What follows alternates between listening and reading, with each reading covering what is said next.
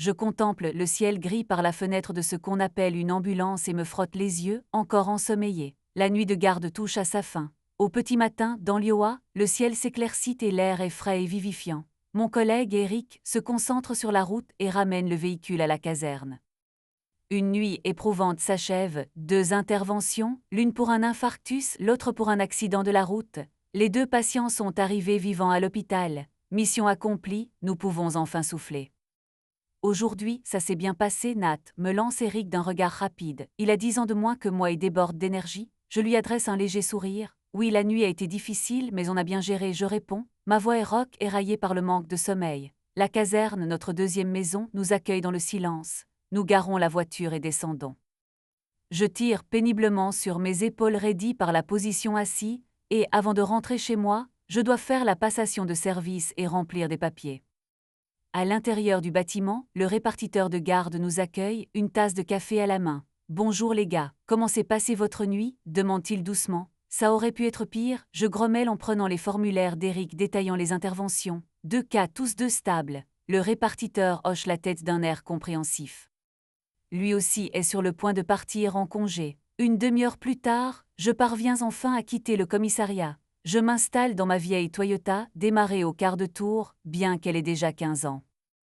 Le trajet jusqu'à la maison ne prend que 20 minutes. Notre petite ville est typique de l'Iowa, des rues tranquilles, des maisons de plein pied, de grands chênes bordant les trottoirs. Je passe devant des rues familières, le café du coin où se retrouvent les retraités le matin, fermé à 7 heures matinales. L'épicerie, la caserne de pompiers aux grilles rouges, toute la ville s'éveille.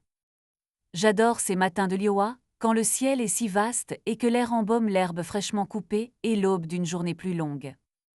Je conduis, me surprenant à somnoler au volant, et j'ouvre la fenêtre, une brise fraîche me fouette le visage et me réveille. Le silence m'accueille chez moi. À 7 heures du matin, certains sont déjà levés tandis que d'autres dorment encore, selon leurs horaires. J'entre dans le couloir en essayant de ne pas faire de bruit. J'enlève mes bottes et accroche mon manteau à un crochet.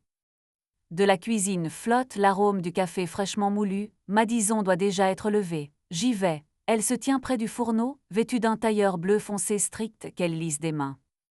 La cafetière chauffe sur le feu. Elle me tourne le dos. « Bonjour, comment s'est passée ta journée ?» Bonjour, je réponds doucement, appuyée contre l'encadrement de la porte. Ça s'est bien passé, je suis fatiguée évidemment. Madison, c'est comme ça que je l'appelais toujours à la maison, se tourne vers moi.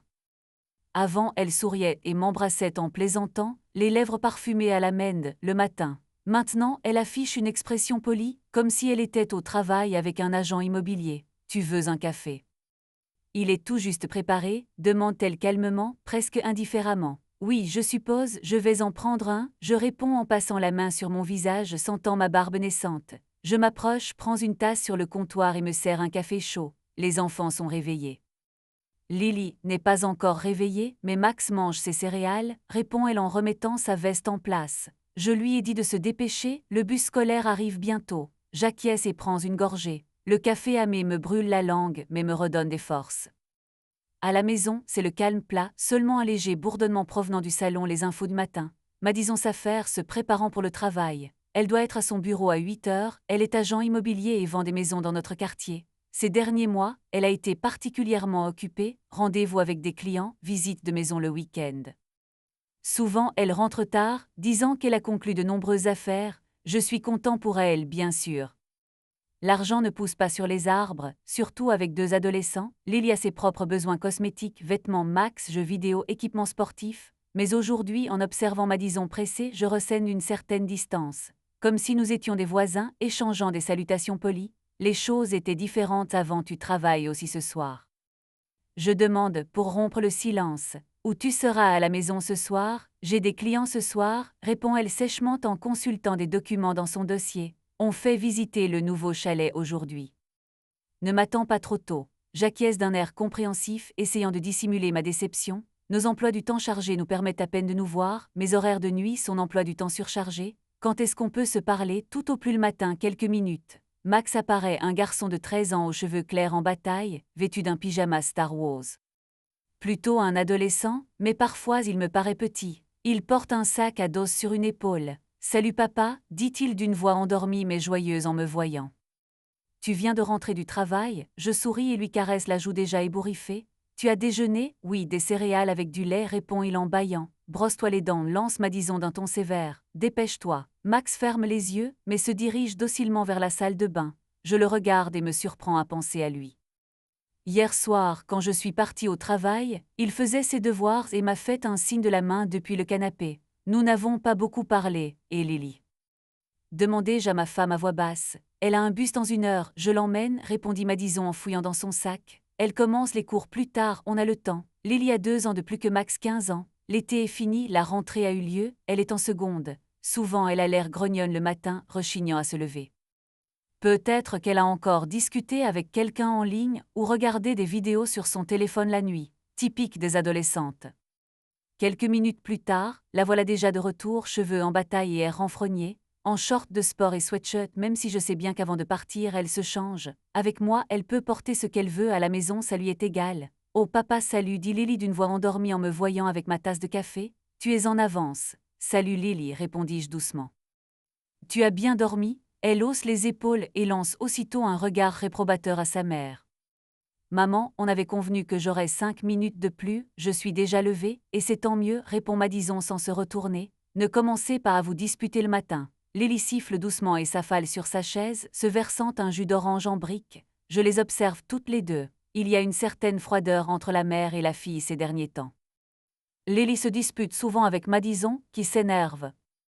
J'essaie de ne pas intervenir, mais parfois j'entends leur dispute et je ne reconnais plus ma femme, si sévère et abrupte avec sa fille. Papa, tu rentres aujourd'hui? Demande soudain Lily, lâchant son téléphone qu'elle a déjà réussi à sortir de sa poche. Eh bien, ce soir, par exemple, je jette un coup d'œil à ma femme. Est-ce que je serai réveillée d'ici là? Après une nuit de travail, je dors généralement jusqu'à midi, et il y a beaucoup de tâches ménagères après. Mais pour les enfants, j'essaie de trouver du temps.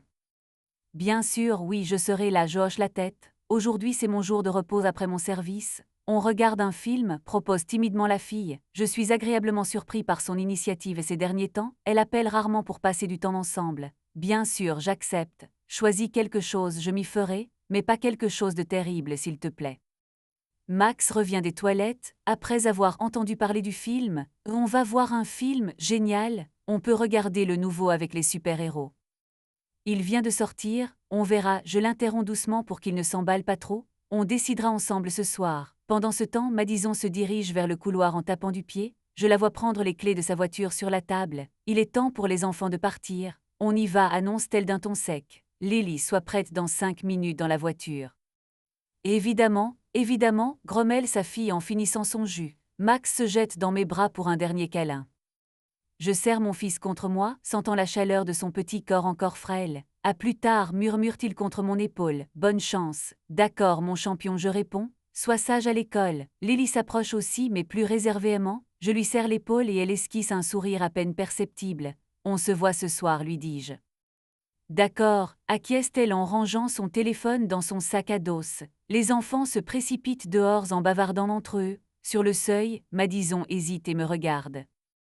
Dans ses yeux, je vois de l'épuisement, et pourtant quelque chose d'autre que je ne parviens pas à saisir. Repose-toi, finit-elle par dire. Et surveille la maison, la véranda grince, répare là, d'accord, bien sûr, je soupire en signe d'acquiescement. Elle trouve toujours quelque chose à me faire, comme si j'étais en vacances au lieu de travailler. Madison hoche la tête et sort en refermant la porte derrière elle. Je me retrouve seule dans la cuisine vide. Je finis mon café, la maison est inhabituellement calme. J'ai besoin de dormir tant que je le peux. Je traverse la chambre, enlève ma blouse d'infirmière et m'effondre presque sur le lit. De son côté, le lit est impeccablement fait, l'oreiller intact. Madison, semble-t-il, a dormi au salon ou s'est couché tard. Un vague malaise m'envahit, mais je le repousse. L'épuisement me submerge.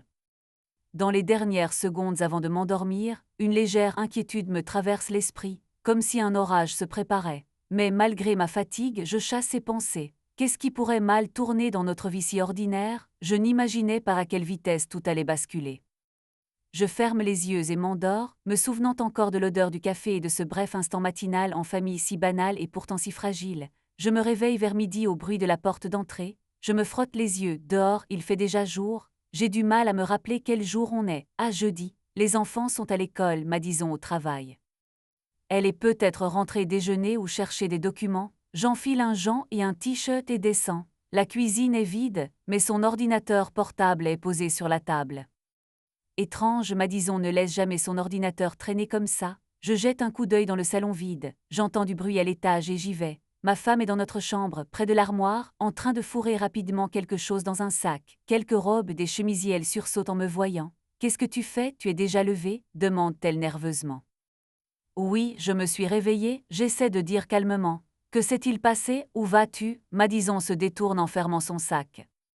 Client absent, besoin urgent de faire visiter la maison, me lance-t-elle. Je vais être en retard. Sa voix est tendue, elle ne tente même pas de sourire. La pièce est froide, malgré la fenêtre fermée. Je m'approche et remarque une pile de documents bancaires sur la commode, elle cherchait visiblement quelque chose.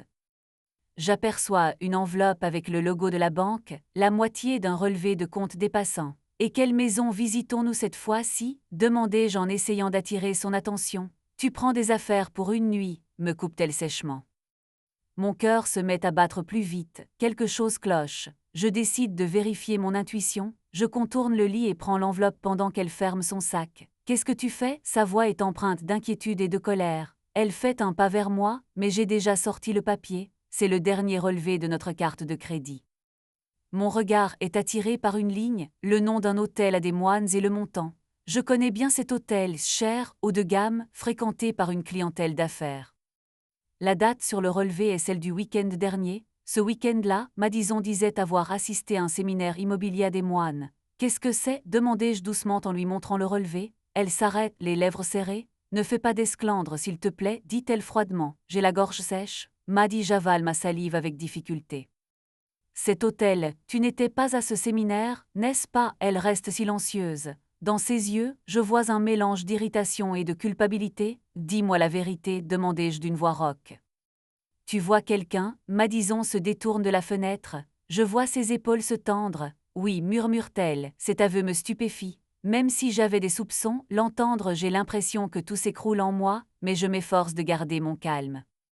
Un instant, nos plus beaux souvenirs défilent devant mes yeux. La première fois que je l'ai vu dans une boutique de fleurs, et que je n'ai pas osé lui parler, son rire quand je l'ai demandé en mariage, à genoux dans un restaurant bondé.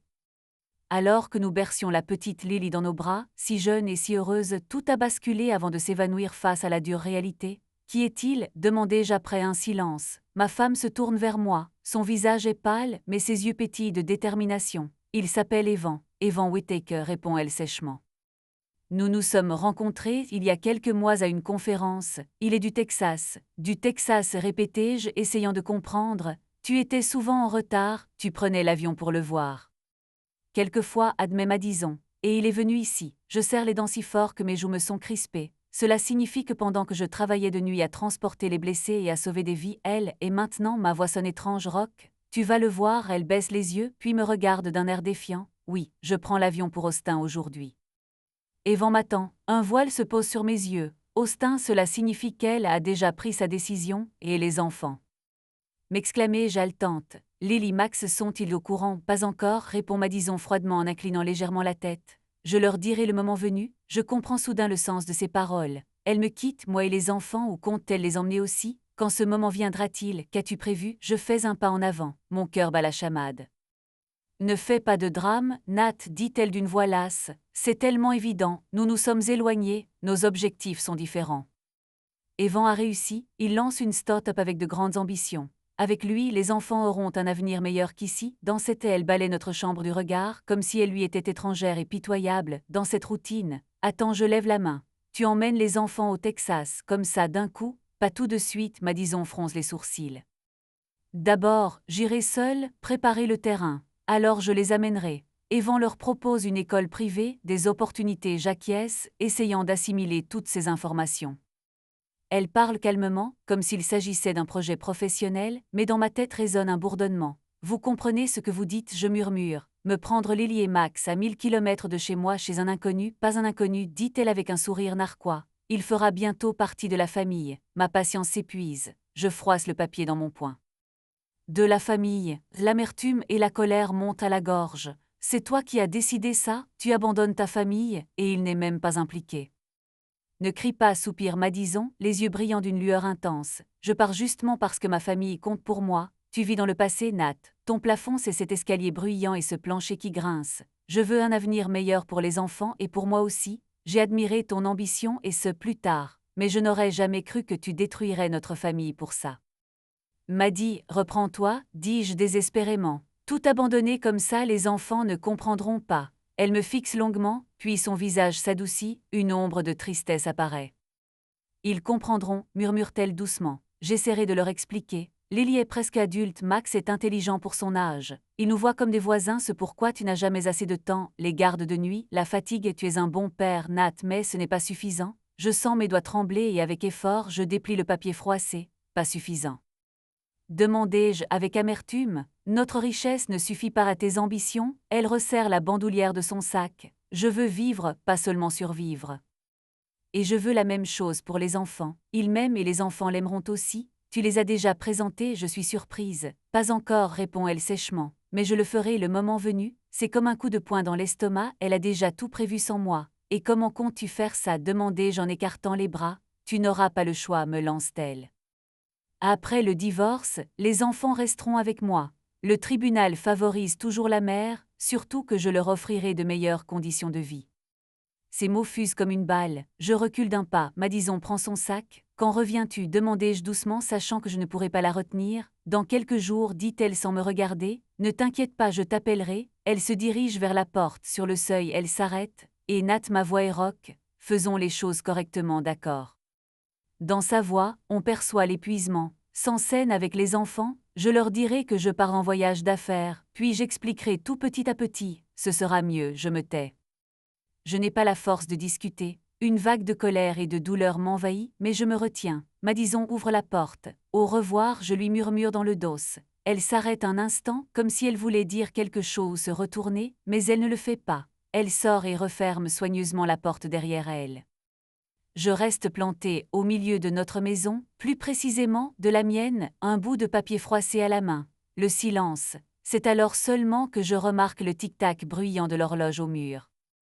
Je baisse les yeux vers le papier froissé, le nom de l'hôtel apparaît sous mes yeux. J'ai envie de tout jeter, de crier, mais au lieu de cela, je m'affale lentement sur le canapé et me cache le visage dans les mains. Je reste ainsi pendant on ne sait combien de temps, 1 heure, 2. Des ombres glissent à travers les fenêtres de la maison. Finalement, je me suis levé comme un automate, j'ai préparé un café, mais je ne l'ai pas bu, la gorge serrée par le vide. L'incertitude planait, est-elle partie pour toujours? Qu'adviendra-t-il des enfants? Des milliers de questions, aucune réponse. J'étais tellement abasourdi que je n'arrivais même pas à pleurer. Je restais planté au milieu du salon, alors que le crépuscule approchait, sentant ma vie d'avant s'effondrer. Pendant plusieurs jours après son départ, j'ai vécu comme dans un rêve. Je mangeais machinalement, je travaillais par roulement, essayant de maintenir les apparences pour les enfants. Ils me demandaient quand maman allait rentrer de son voyage d'affaires. Tout ce que je parvenais à répondre, d'une voix vague, c'était « bientôt je devrais ». À chaque fois, j'avais la gorge sèche à force de mentir. Lily sentait que quelque chose clochait. Elle remarquait mon état, j'étais en pilotage automatique. À 2 reprises, elle a essayé de me poser des questions, mais je l'ai éconduite d'un geste de la main, épuisée. Max, lui, ne semblait avoir aucun soupçon. À 13 ans, il était persuadé que maman était simplement occupée et qu'elle reviendrait avec des cadeaux. Le 5e soir, on a frappé à la porte. Mon cœur s'est emballé, Madison était sur le seuil. Elle avait l'air calme, vêtue d'un tailleur, même s'il était déjà 8 heures du soir. Derrière elle, des valises noires. « Bonjour », a-t-elle dit d'un ton désinvolte, comme si elle revenait d'un voyage ordinaire. Seuls ses yeux sont froids et scrutateurs. La colère monte en moi, mais je la réprime pour le bien des enfants. Max me regarde en cachette dans le couloir. « Maman !» s'exclame-t-il joyeusement en courant vers sa mère pour l'embrasser. Lily sort également du salon, les mains jointes sur la poitrine. « Bonjour, mes chéris », dit Madison d'une voix douce, bien différente de notre dernière rencontre. Elle serre son fils dans ses bras et embrasse sa fille sur la joue. « Je suis désolée d'être en retard. Les choses ont pris plus de temps que prévu. Je reste à quelques pas, observant la scène avec un sentiment d'étrangeté. Puis, en m'éclaircissant la gorge d'une voix rauque, je demande « Il faut qu'on parle, tous ensemble ». Madison lâche les enfants et se redresse. Son regard reste froid et déterminé. « Oui, bien sûr, on se retrouve au salon », répond-elle. Quelques minutes plus tard, nous sommes tous réunis. Je suis dans un vieux fauteuil, les enfants sur le canapé, Madison à côté d'eux, légèrement penchée en avant, l'air concentré. Je vois Lily qui observe chacun de ses mouvements avec méfiance. Max s'accroche à sa sœur. Madison s'éclaircit la gorge. Parlons calmement de la nouvelle. tu as dû remarquer qu'il y a eu des changements dans notre famille ces derniers temps. Je serre les poings sur les accoudoirs de la chaise. Calmement, en moi, c'est la rage. Quels autres changements demande Lily doucement. Madison lui tapote le genou, mais sa fille se retire. La femme reste imperturbable et poursuit d'un ton neutre, légèrement détaché. Ça arrive quand les gens grandissent et que leurs chemins se séparent. Mon mari et moi avons décidé de revoir notre approche de la vie de famille. Lily lève un sourcil. Repensez l'approche, de quoi parlez-vous? Madison prend un air calme, comme une enseignante. Cela signifie que chacun d'entre nous a de nouvelles opportunités. Nos rôles au sein de la famille doivent être repensés. Je ne peux contenir ma colère, mais qu'est-ce que vous racontez? M'écriai-je furieuse. Les enfants me fixent, bouche bée, je hausse rarement le ton. Madison me lance un regard noir. Nat, s'il te plaît, restons courtois. J'essaie d'expliquer la situation aux enfants. Explique-leur clairement, en termes humains, dis-je entre mes dents serrées, m'efforçant de ne pas perdre à nouveau mon sang-froid. Sans ces termes, la femme hoche la tête à contre-cœur, puis se tourne vers les enfants. Bon, soyons francs, ton père et moi, on ne va plus vivre ensemble. Un silence pesant s'installe. Lily reste figée, bouche bée. Max se frotte les yeux. Vous divorcez, finit par murmurer Lily. Oui, confirme Madison en prenant la main de sa fille, mais celle-ci la retire. Mais ce n'est pas tout. J'ai reçu une super offre d'emploi au Texas et il y aura plein d'opportunités pour vous deux là-bas. On déménage. Au Texas, Max plisse les yeux. Comment ça, on déménage? Où ça? Quand? Il tourne son regard de sa mère vers moi, mais je reste muette, la gorge nouée. Bientôt, dit doucement Madison. À Austin, il y a d'excellentes écoles, un climat agréable. Tu auras une nouvelle vie pleine de succès. Imagine, une grande école avec des professeurs de haut niveau, de nouveaux amis issus de familles prometteuses, et papa, murmure Max en se frottant les yeux, lui aussi vient avec nous. Madison jette un regard dans ma direction. Ton père restera ici. Son travail et sa vie sont liés à l'Iowa, mais tu pourras venir le voir pendant les vacances. Et communiquer en ligne autant que tu le souhaites. Ces mots me transpercent. Il restera ici, dit-elle d'un ton si détaché comme si je n'avais aucune importance. Lily se lève du canapé, la voix tremblante. Alors tu nous emmènes à des milliers de kilomètres de chez nous, de nos amis, de papa, pour un boulot? Lily, ma chérie, commence Madison d'un ton doux, je fais ça pour ton bien. Crois-moi, dans quelques années, tu me remercieras. En Iowa, il n'y a pas d'opportunité comme au Texas. Lily regarde sa mère d'un air défiant. C'est à cause de ta nouvelle amie, lance-t-elle avec mépris. On déménage au Texas parce que tu as quelqu'un là-bas, je retiens mon souffle, c'est un coup de maître. Madison perd le contrôle un instant. De quoi parles-tu? Cette décision est liée au travail. Oui, j'ai une personne proche à Austin, il s'appelle Evan. Mais le plus important, c'est qu'il nous aide à accéder à une vie meilleure. Lily grimace, visiblement réticente. Max tourne son regard vers moi. Papa, j'ai enfin trouvé ma voie. Mes enfants, commence-t-elle d'une voix rauque. Vous savez que je ne vous laisserai pas partir si vous ne le voulez pas. Madison se lève. Nat, on a déjà décidé, ne les embrouille pas. Elle se lève aussi me regardant du haut de la marche. Je ne me tairai pas, lui dis-je fermement en regardant Lily et Max. Bien sûr, beaucoup de choses se sont déjà passées dans mon dos, mais le choix t'appartient. Si tu ne veux pas y aller, dis-le. Lily expire aussitôt. Je n'ai pas envie, Madison fait la moue. Lily, arrête de dire des bêtises, tu as juste peur du changement. Souviens-toi de tes rêves de quitter notre petite ville pour aller vivre dans une grande métropole. C'est ta chance, la fille hésite, le visage marqué par l'angoisse. Elle rêvait vraiment d'étudier dans une grande ville. Max renifle. Je ne sais pas, je ne veux pas changer d'école. Et je ne veux pas quitter papa, ces mots me réchauffent le cœur, mais Madison s'empresse d'intervenir, personne n'est laissé pour compte. Ton père restera ton père, mais il vivra séparément. Mon chéri, on a vu tellement de films sur des écoles branchées, les Texas rangés, il y a le sport et tout ça. Elle semble chercher un moyen de renouer le contact avec son fils. Max s'agite, regardant sa mère puis sa sœur. Lily serre les poings. Tout est décidé, alors tu n'as plus besoin de nous, n'est-ce pas? Bien sûr que si, il a besoin de vous, Madison écarte les bras. Mais ton père a sa vie, son travail.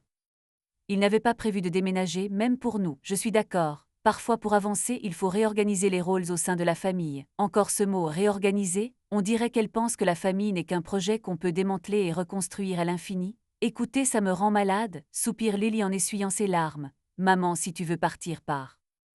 Mais moi, je reste. Non, tu ne restes pas, l'interrompt sèchement Madison pour la première fois. Tu es mineure, et c'est moi qui décide.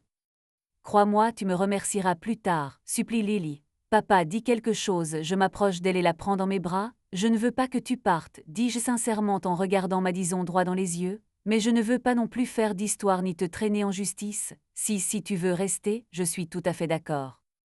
Mais si tu décides de partir, je comprendrai aussi. Ces mots me révoltent, mais je m'efforce de rester forte. Les enfants doivent prendre leurs propres décisions, sinon ils s'en voudront toute leur vie.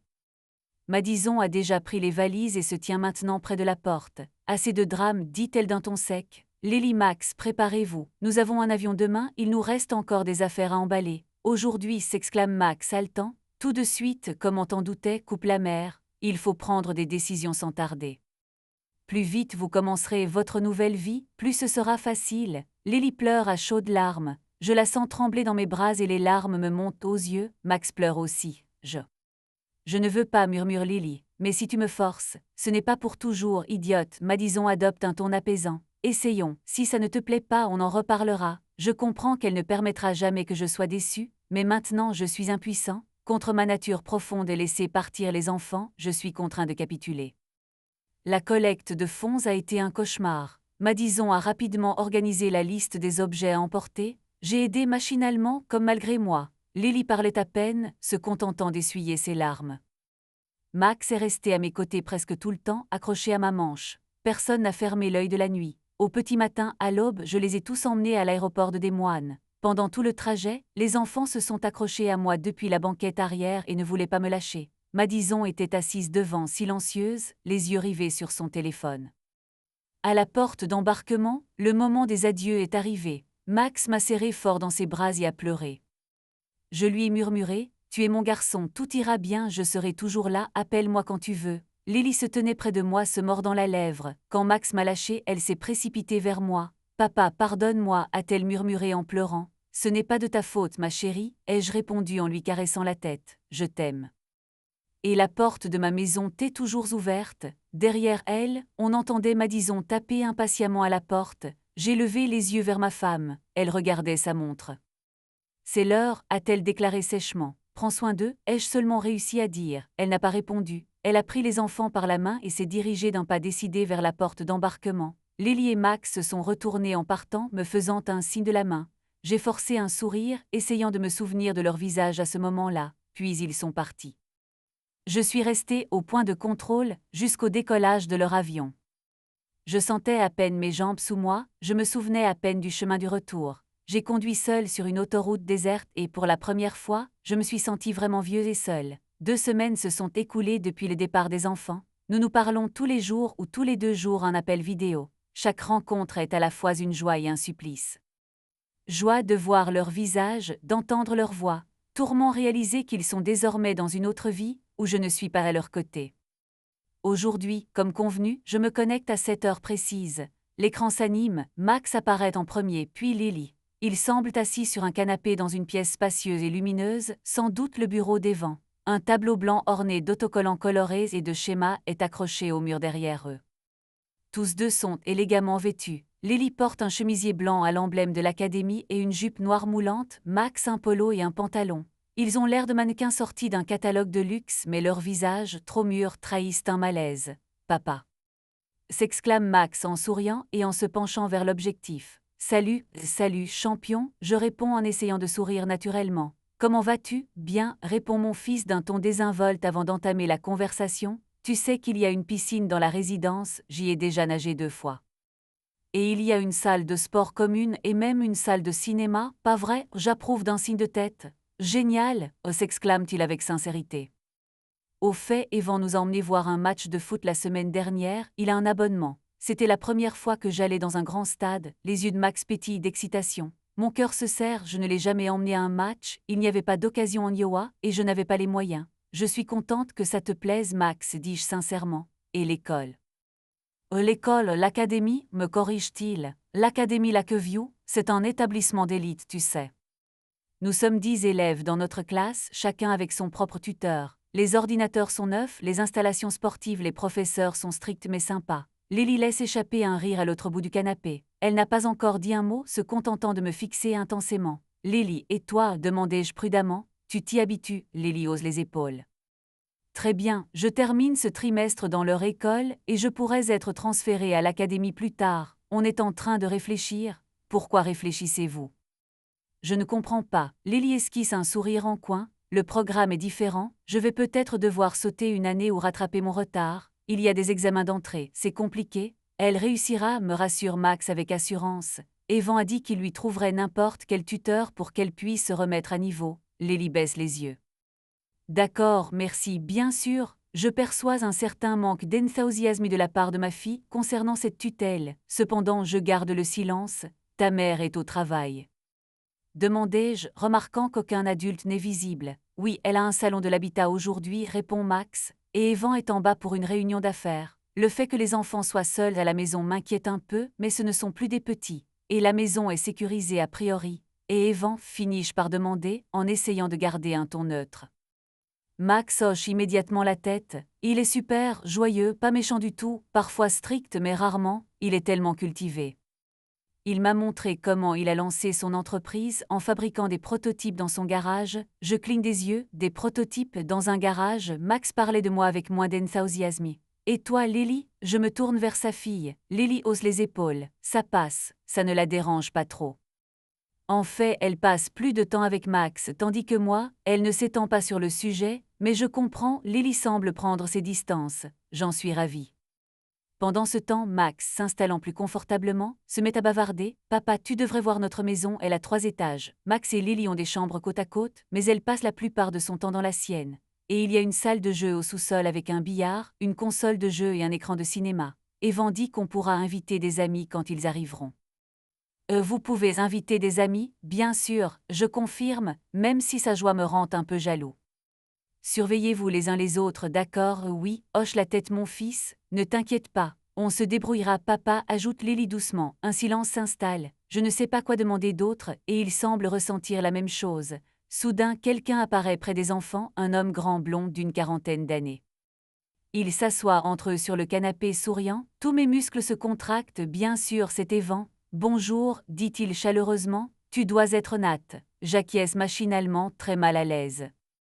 Le voir à côté de mes enfants, oui, Nat, je réponds froidement. Et toi, évidemment, tu es Evan? Son sourire s'élargit encore. Lily et Max, vous montrez à votre père comme c'est bien ici, laisse la caméra tourner pour qu'il voie. Il prend délicatement une tablette ou ce qu'ils ont en main, et l'image se met à bouger. Je vois un salon spacieux, un canapé en cuir, une table en verre, des lampes chromées. Tout est cher et élégant. Tiens, regarde, commente Evan d'un air satisfait. On aime bien ici. On a fait de belles chambres pour les enfants. Tu veux jeter un coup d'œil, Nat? Non merci, pas besoin, je décline rapidement. Mon cœur s'emballe, son ton poli me met mal à l'aise. Comme tu veux, sourit Evan en ramenant la caméra sur lui et les enfants. Tes enfants sont formidables, je te le dis tout de suite. Ils sont intelligents et bien élevés. Tu peux être fier. Je suis fier, je réponds en essayant de garder mon sérieux.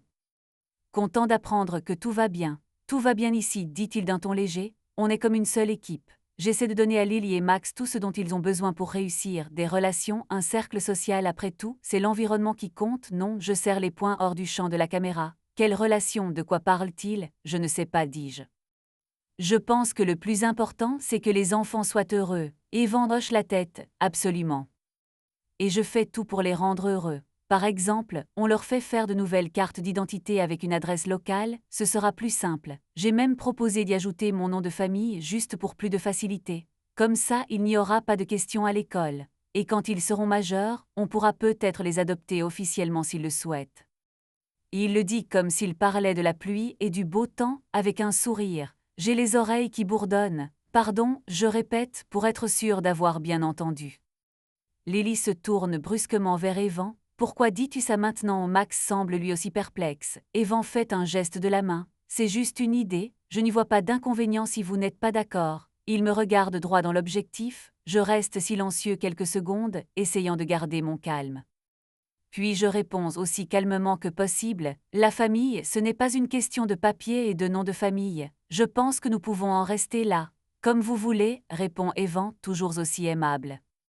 Enchanté Nat, tout ira bien. Il sort du champ. J'entends Lily murmurer avec colère hors champ, c'était vraiment nécessaire, et la réponse d'Evan d'une voix calme, pardonne-moi. Il semble avoir compris qu'il avait dépassé les bornes. Papa, s'écrie Max, inquiet en regardant l'écran. Je force un sourire. Tout va bien, fiston, c'est la bureaucratie, ne t'en fais pas.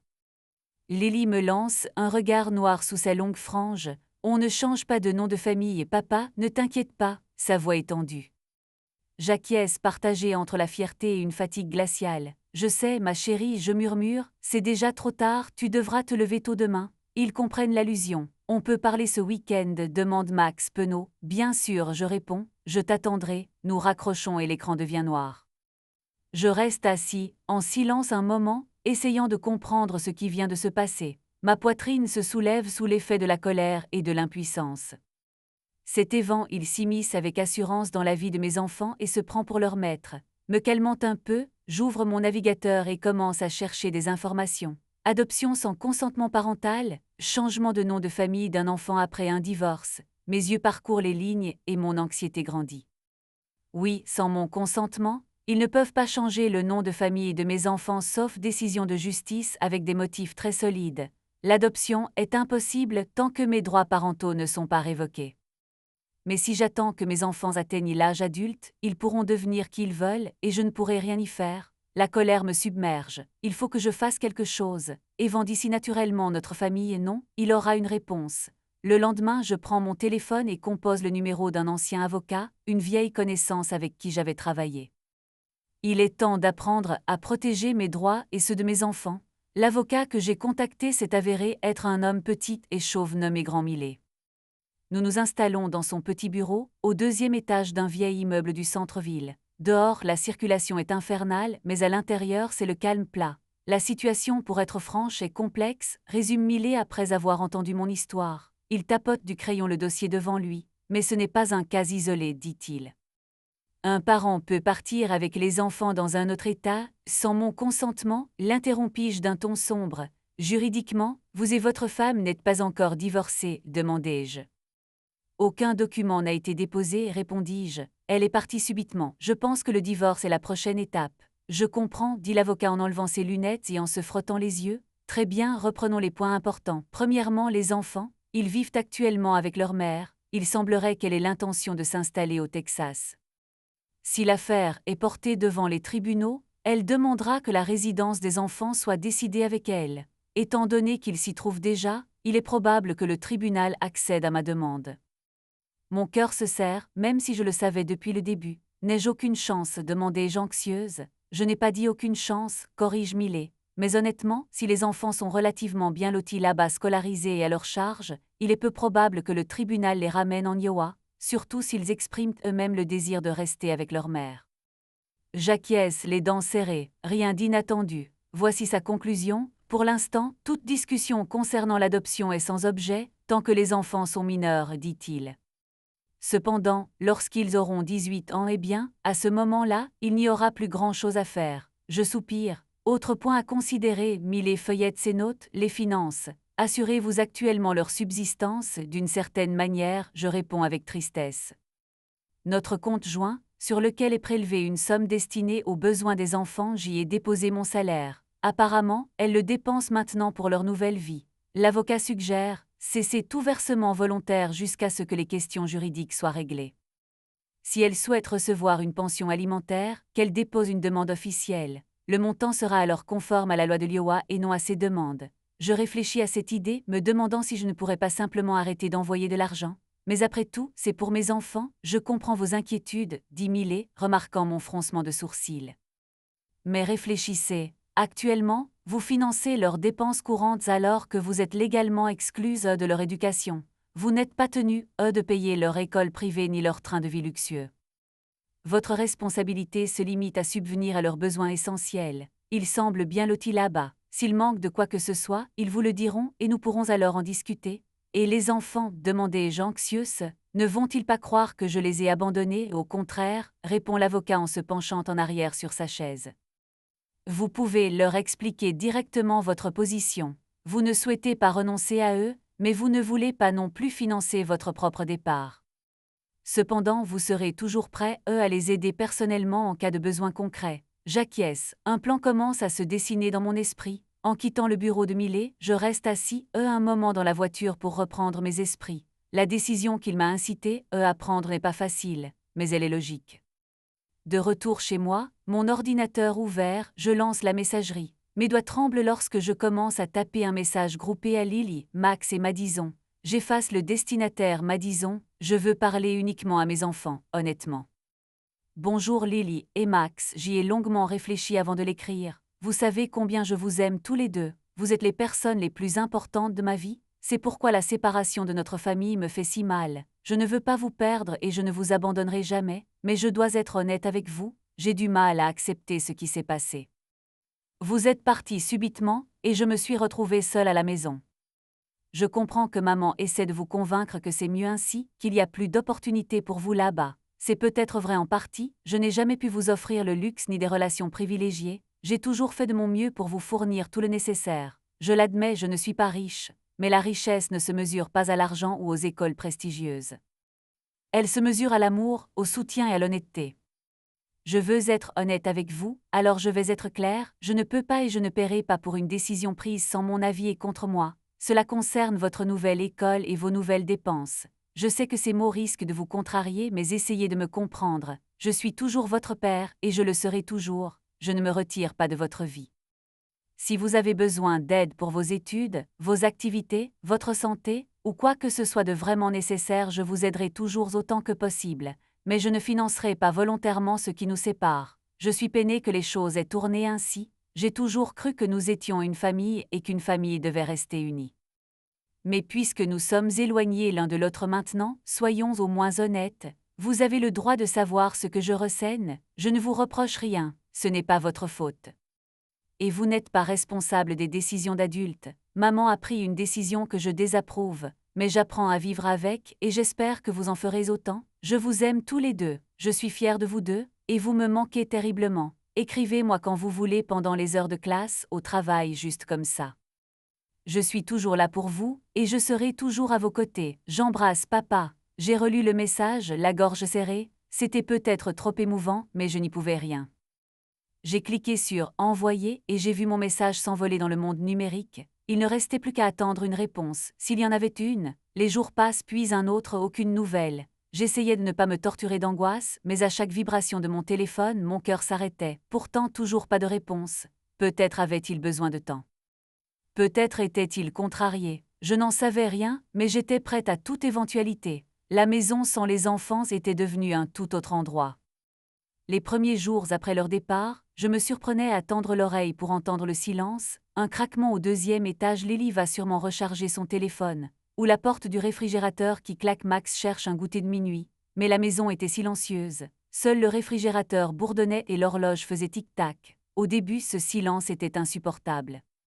La télévision restait muette des journées entières, juste pour avoir un peu de bruit.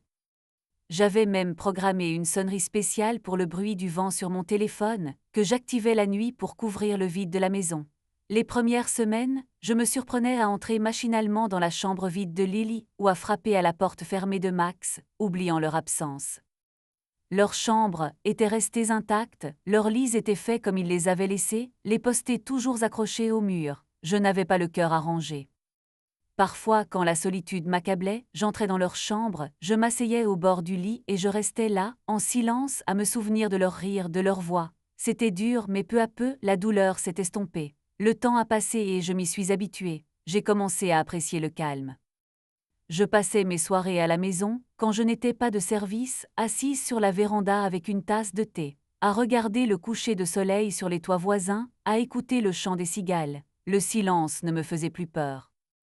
Maintenant, je peux rester assise en silence et me sentir bien. Bien sûr, les voix des enfants me manquaient, mais j'ai réappris à vivre seule. En rentrant du travail, je savais que la maison serait vide. Alors, je m'efforçais d'occuper mes journées autrement. Un soir, j'ai reçu un appel concernant un accident. Un conducteur ivre avait percuté un monospace. À bord se trouvaient un père et son jeune fils. Le garçon n'était que légèrement blessé, avec quelques contusions, mais le père avait le bras cassé et était extrêmement inquiet, non pas pour lui-même, mais pour l'enfant. Pendant que nous changions son pneu, il répétait sans cesse « Est-ce qu'il va bien, mon fils, je suis là, tout va bien ?» Le garçon pleurait et tendait les bras vers lui. À cet instant, j'ai été submergée par mes émotions. Un frisson m'a parcouru l'échine, je me suis revue en père, prêt à tout pour mes enfants.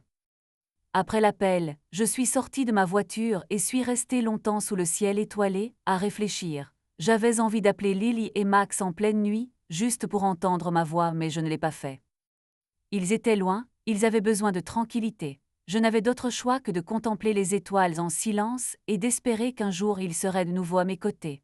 Mon chef à la caserne m'a alors demandé si je voulais donner un cours de secourisme pour les écoliers. Nos pompiers enseignent parfois les premiers secours aux lycéens.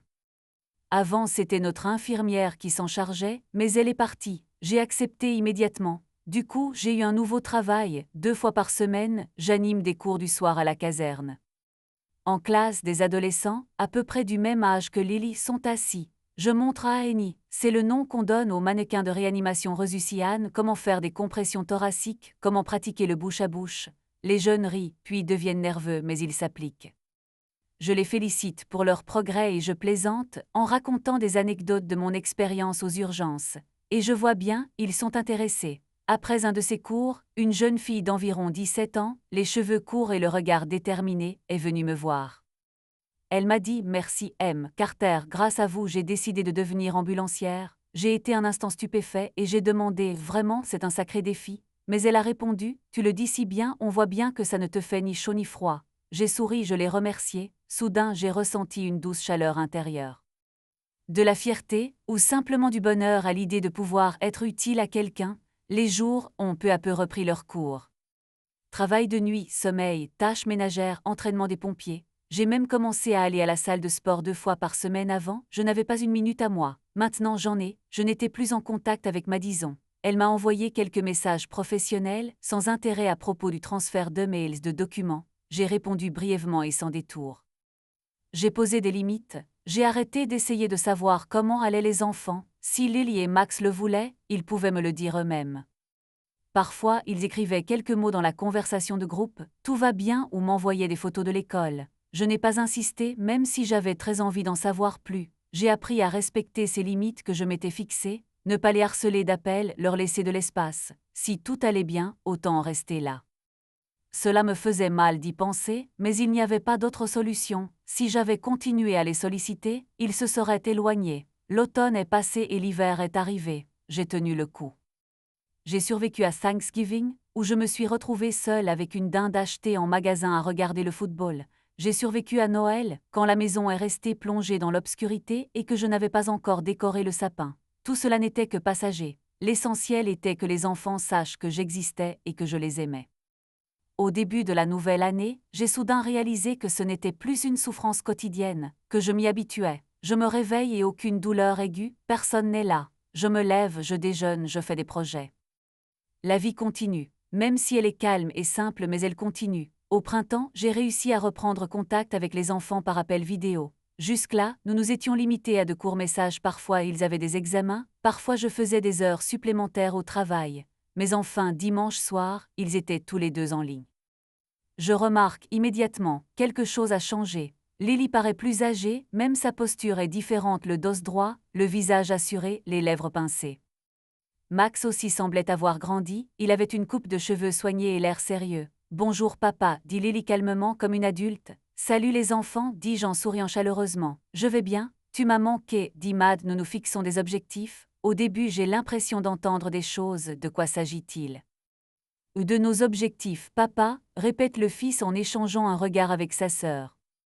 Eh bien, on se fixe des objectifs annuels avec maman et Evan, et on les décompose en tâches. C'est devenu une habitude dans notre famille. Il prononce ces mots d'un ton très sérieux. Je reste d'abord sans voix. Eh bien, quel genre d'objectif par exemple ? Demandai-je prudemment.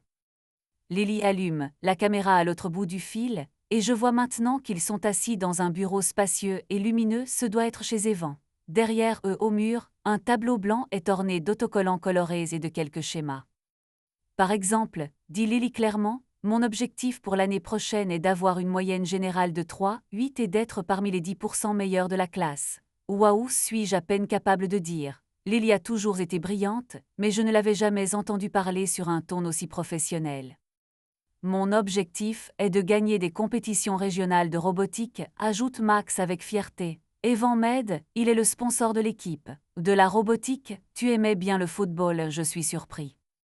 Le fils hausse les épaules. Tout tourne autour des clubs, c'est pour ça que je fais ça. Le foot, c'est bon pour la santé aussi, mais l'avenir, c'est la technologie. Il prononce cette dernière phrase comme un slogan, et je sens mon estomac se nouer. Où est passé mon Max insouciant, qui jouait au ballon et rêvait de devenir astronaute ou guitariste? Devant moi est assise une petite adulte. Bien sûr, dis-je lentement, l'essentiel c'est que ça te plaise. Oh, on aime ça, confirme Lily.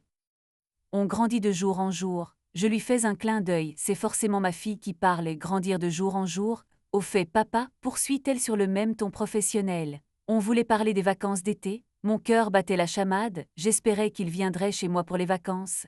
J'étais déjà en train d'organiser mentalement un voyage.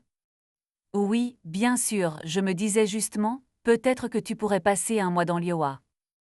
À la maison familiale, pour revoir tout le monde, Lily échange un regard avec Max puis parle prudemment. Nous apprécions l'invitation, mais nous avons un projet plus prometteur. Evan a suggéré un camp d'été de 3 semaines à l'université de Stanford pour adolescents surdoués. C'est un excellent investissement pour notre avenir. Un camp à l'université, demandai-je à nouveau. Oui, pour adolescents talentueux, explique ma fille. Il y aura des cours de sciences, de leadership, d'entrepreneuriat. Le programme le recommande vivement. Max acquiesce. Il y aura aussi des visites de la Silicon Valley et des rencontres avec de vrais fondateurs de startups. On ne peut pas rater ça. Je reste bouche bée, je comprends d'où viennent ces phrases. Ce ne sont certainement pas les mots des enfants, c'est Evan ou maman qui parlent. Investir dans notre avenir, ne pas rater une occasion, je comprends, dis-je lentement. Donc tu ne viendras pas me voir? On en reparlera plus tard, répond Lily d'un ton évasif.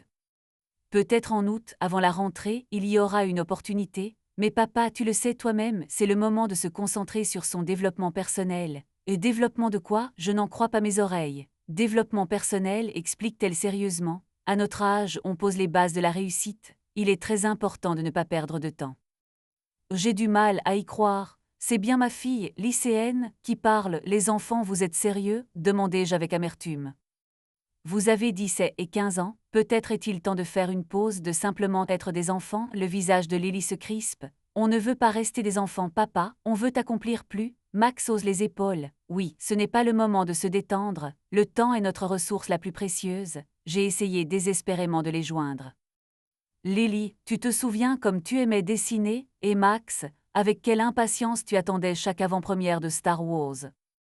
Vous n'oubliez pas que vous êtes encore adolescent, que la vie ne se résume pas à des objectifs et des réussites. C'est un passe-temps, papa, répond Lily d'un ton ferme. J'ai encore le temps de dessiner si besoin est, mais il faut établir des priorités. Si je ne deviens pas la meilleure version de moi-même maintenant, il sera trop tard. Max hausse les épaules. Oui, la partie est terminée. Penser à leur avenir professionnel à l'avance me fait plus mal qu'ils ne peuvent l'imaginer.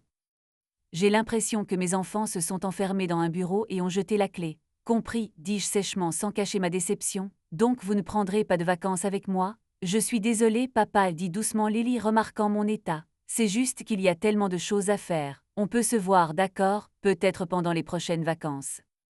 Bien sûr, dis-je avec un sourire crispé. On se verra. Ils continuent de parler de l'école pendant un moment, mais je les entends à peine.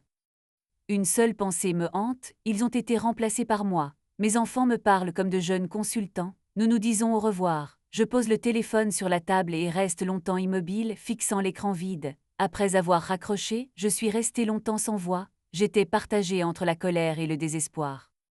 Se pourrait-il que j'ai finalement perdu mes enfants émotionnellement? J'ai parcouru le salon vide en essayant de me calmer. J'avais envie de crier, impuissante, mais j'ai serré les poings et me suis forcée à respirer plus profondément. Peut-être que je ne les comprends pas assez, peut-être qu'ils ne réaliseront leurs propres problèmes que lorsqu'il sera trop tard. J'espérais seulement que lorsqu'ils auraient vraiment besoin de soutien, ils penseraient à moi. Des choses étranges ont commencé à se produire cet été. Je les ai d'abord remarquées par des détails insignifiants. Les enfants se sont mis soudainement à apparaître en ligne plus souvent que d'habitude. Lily pouvait m'écrire quelques mots le soir, sans raison particulière, alors qu'elle n'allait presque jamais en ligne sans raison auparavant. Je n'ai pas cherché à les interroger, mais je sentais que quelque chose avait changé. À la mi-juillet, j'ai reçu une lettre officielle de l'école concernant mes enfants. J'ai été surprise en l'ouvrant, elle annonçait une augmentation des frais de scolarité pour l'année suivante et demandait de confirmer le formulaire de paiement de toute urgence. Adressé formellement à moi en tant que parent responsable, le texte poli m'informait que les frais annuels avaient augmenté de N milliers de dollars et que le paiement était dû avant la fin du mois.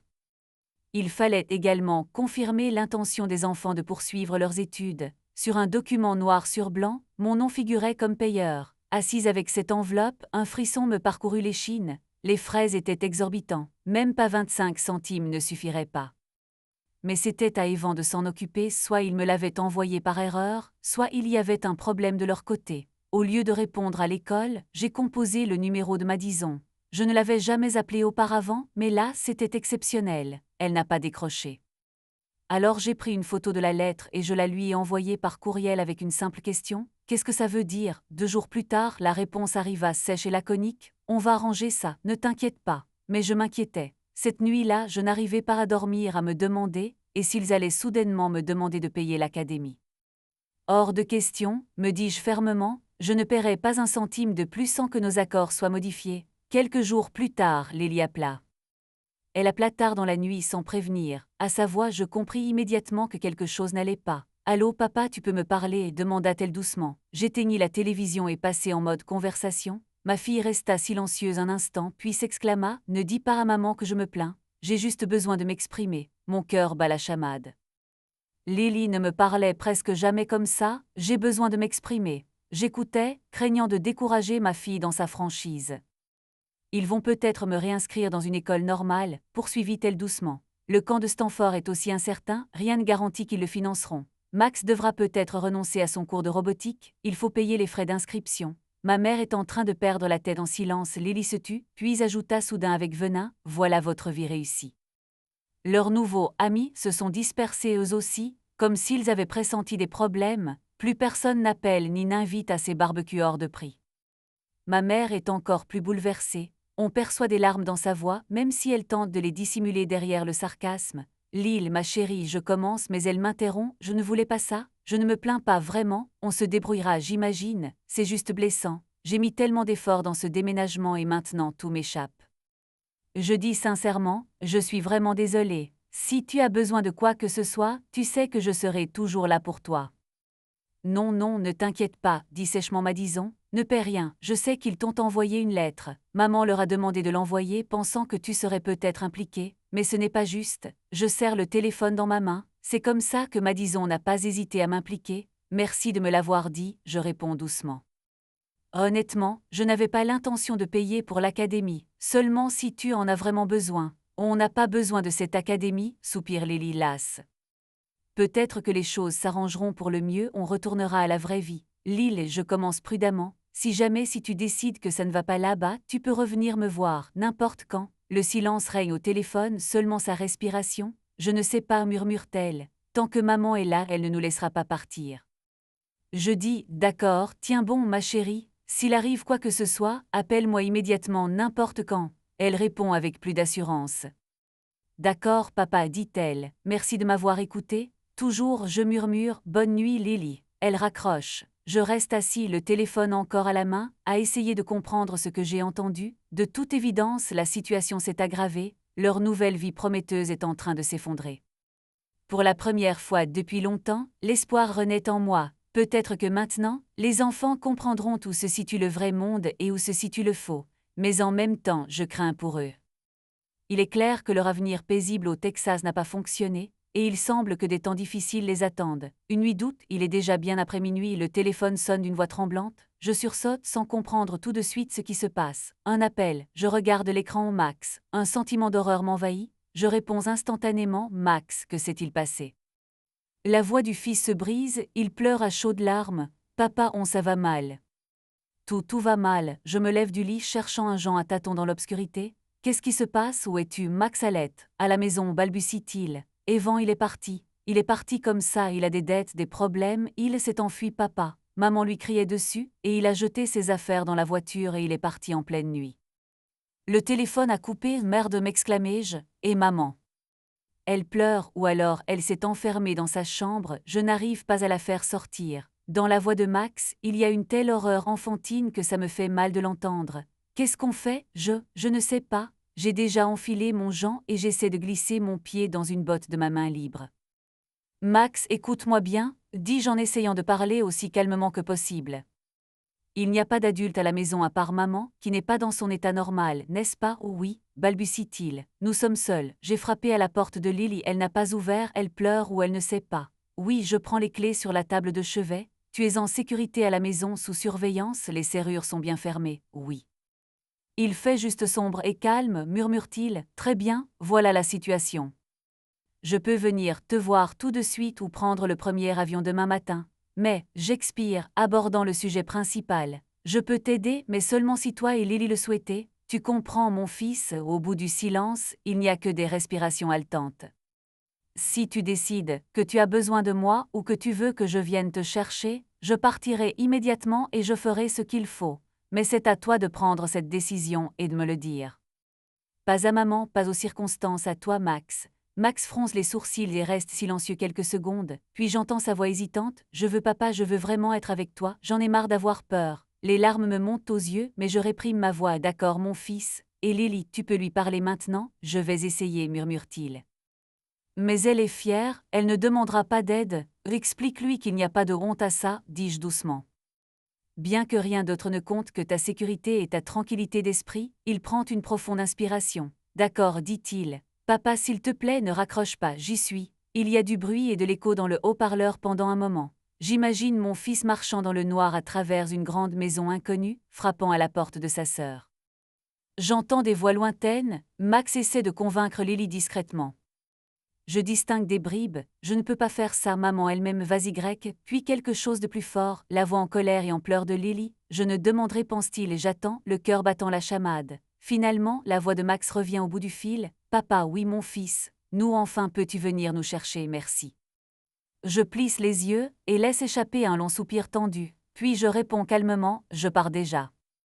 Merci et Max pousse un soupir de soulagement. Merci, je lui demande de ne prendre que le strict nécessaire, papier et vêtements le minimum, on s'occupera du reste plus tard. J'arrive au plus vite. J'entends un clic près de mon fils comme un pas. Papa, c'est la voix faible et brisée de Lily. Pardonne-moi, je ne peux retenir mes larmes, il ne le voit pas. Tu n'as pas à t'excuser, Lily, dis-je fermement. Je t'aime, reste là, on se reverra très bientôt. D'accord, murmure-t-elle à peine. La communication est coupée. Une minute plus tard, je file déjà sur l'autoroute sombre, vers l'Aube et mes enfants. La route du Texas est longue et sinueuse. Je me souviens à peine des détails du trajet, seulement de l'autoroute éclairée par les phares et de mes pensées. Mon cœur bat si fort qu'il couvre le bruit du moteur. Je roule aussi vite que possible, tiraillé entre la peur et l'espoir. Avant même l'aube, après avoir parcouru des centaines de kilomètres, j'étais enfin là où je devais être, auprès de mes enfants. Au petit matin, nous sommes rentrés en Iowa. J'ai garé la voiture devant chez moi. Le soleil se levait à peine, teintant le ciel d'une douce couleur pêche. Lily et Max étaient assis tranquillement sur la banquette arrière. La route était longue, nous étions fatigués et nous nous sommes à peine parlé pendant le trajet. Les enfants semblaient abattus. Lily regardait par la fenêtre d'un air absent. Max était assis tranquillement, le dos voûté. Je suis sorti de la voiture, respirant l'air frais et familier de notre jardin. Je leur ai ouvert la portière arrière. Vous êtes rentrés, ai-je dit doucement. Ils sont sortis de la voiture. Max a tiré sur son t-shirt tandis que Lily se protégeait les yeux du soleil pâle. Ils ont monté les marches du perron. Là je me suis arrêtée et me suis tournée vers eux. Attendez, ai-je dit fermement. Ils se sont figés surpris. J'ai regardé ma montre 6h10. Nous avons 10 minutes, ai-je dit. Parlons-en avant que vous ne franchissiez le seuil. Lily a rougi et baissé les yeux. Max remuait nerveusement les pieds. Je dois vous dire certaines choses, ai-je poursuivi, essayant de garder une voix calme malgré la pitié que j'éprouvais pour eux. La vie n'est pas un jeu, chaque décision a des conséquences. Tu as décidé de quitter ta maman. Les conséquences, c'est que nous avons passé près d'un an séparés, et ça fait souffrir tout le monde. Maintenant, tu as décidé de revenir vers moi. Cela aussi aura des conséquences. Les enfants se regardèrent, Lily se mordit la lèvre, les larmes lui montant de nouveau aux yeux. Papa, on sait, on comprend, dit-elle doucement. On est vraiment désolé. Je levai la main, interrompant le flot d'excuses qui semblait prêt à jaillir. Laissez-moi vous parler franchement d'abord, dis-je fermement. Ensuite, vous pourrez me dire combien de temps cela prendra. Ils hochèrent la tête à l'unisson. Je passai la main sur leur visage, cherchant mes mots, et commençai, ça m'a fait mal quand tu es parti. Je ne te l'ai pas dit, mais sache que ma vie a basculé.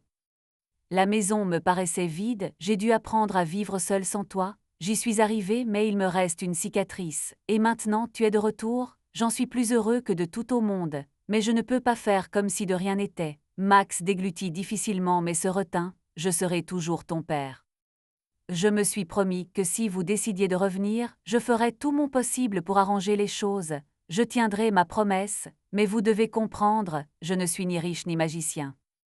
Je suis une personne ordinaire, avec une maison et un travail ordinaire. Ici, il n'y aura pas le train de vie fastueux promis au Texas. En revanche, vous trouverez la vérité et la fiabilité. Je suis restée silencieuse un instant, leur laissant le temps d'assimiler mes paroles. Lily m'a regardé droit dans les yeux, ne perdant pas une miette de mes mots. Max a hoché la tête en s'essuyant le nez avec sa manche.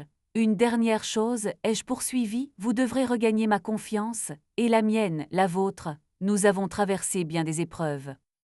L'ouverture et le respect mutuel sont essentiels à notre relation. Je ne vous mentirai pas, et je ne tolérerai pas que vous me mentiez. Si quelque chose ne va pas, nous en parlerons franchement comme des adultes. Lily a pris une profonde inspiration et a murmuré « Papa, on a grandi maintenant, on comprend. Donne-nous une chance s'il te plaît. » Je leur ai donné une chance, en baissant un peu la voix. Mais comprenez bien que je ne vais pas vous courir après, ni vous empêcher de faire n'importe quoi.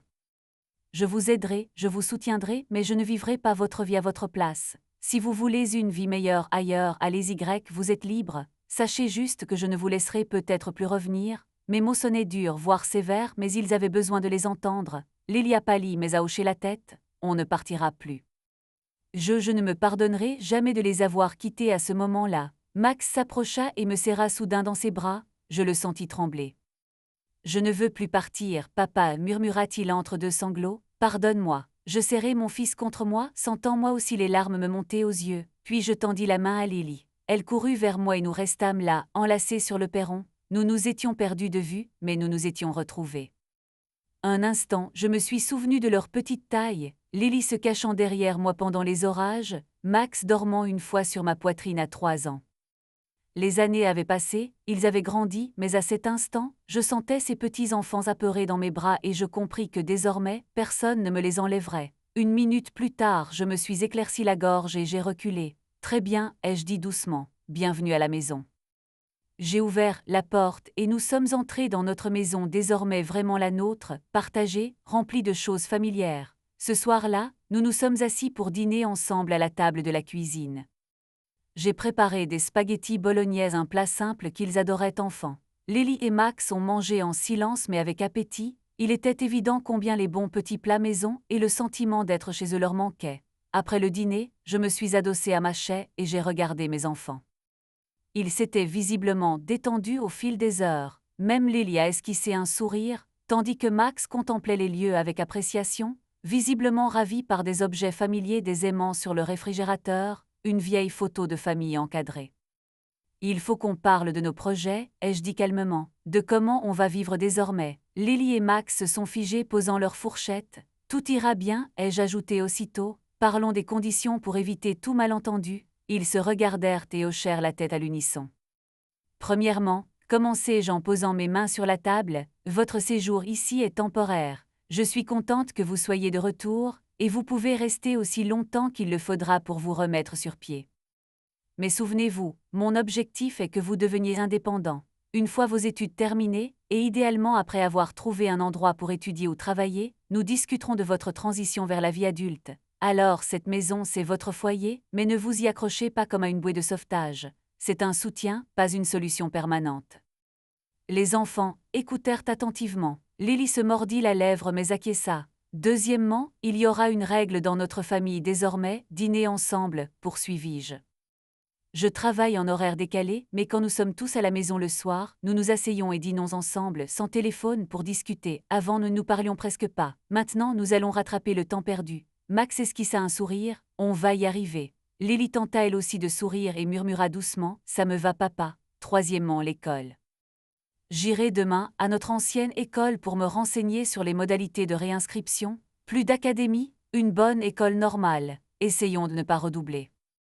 Les études sont désormais de votre responsabilité, compris, répondirent-ils à l'unisson. J'éprouvais une joie inhabituelle à l'idée de pouvoir m'occuper à nouveau de choses simples comme l'école. Quatrièmement, la thérapie pour nous tous. Je levai la main, prévenant d'éventuelles protestations. Vous avez traversé une période très stressante et moi aussi.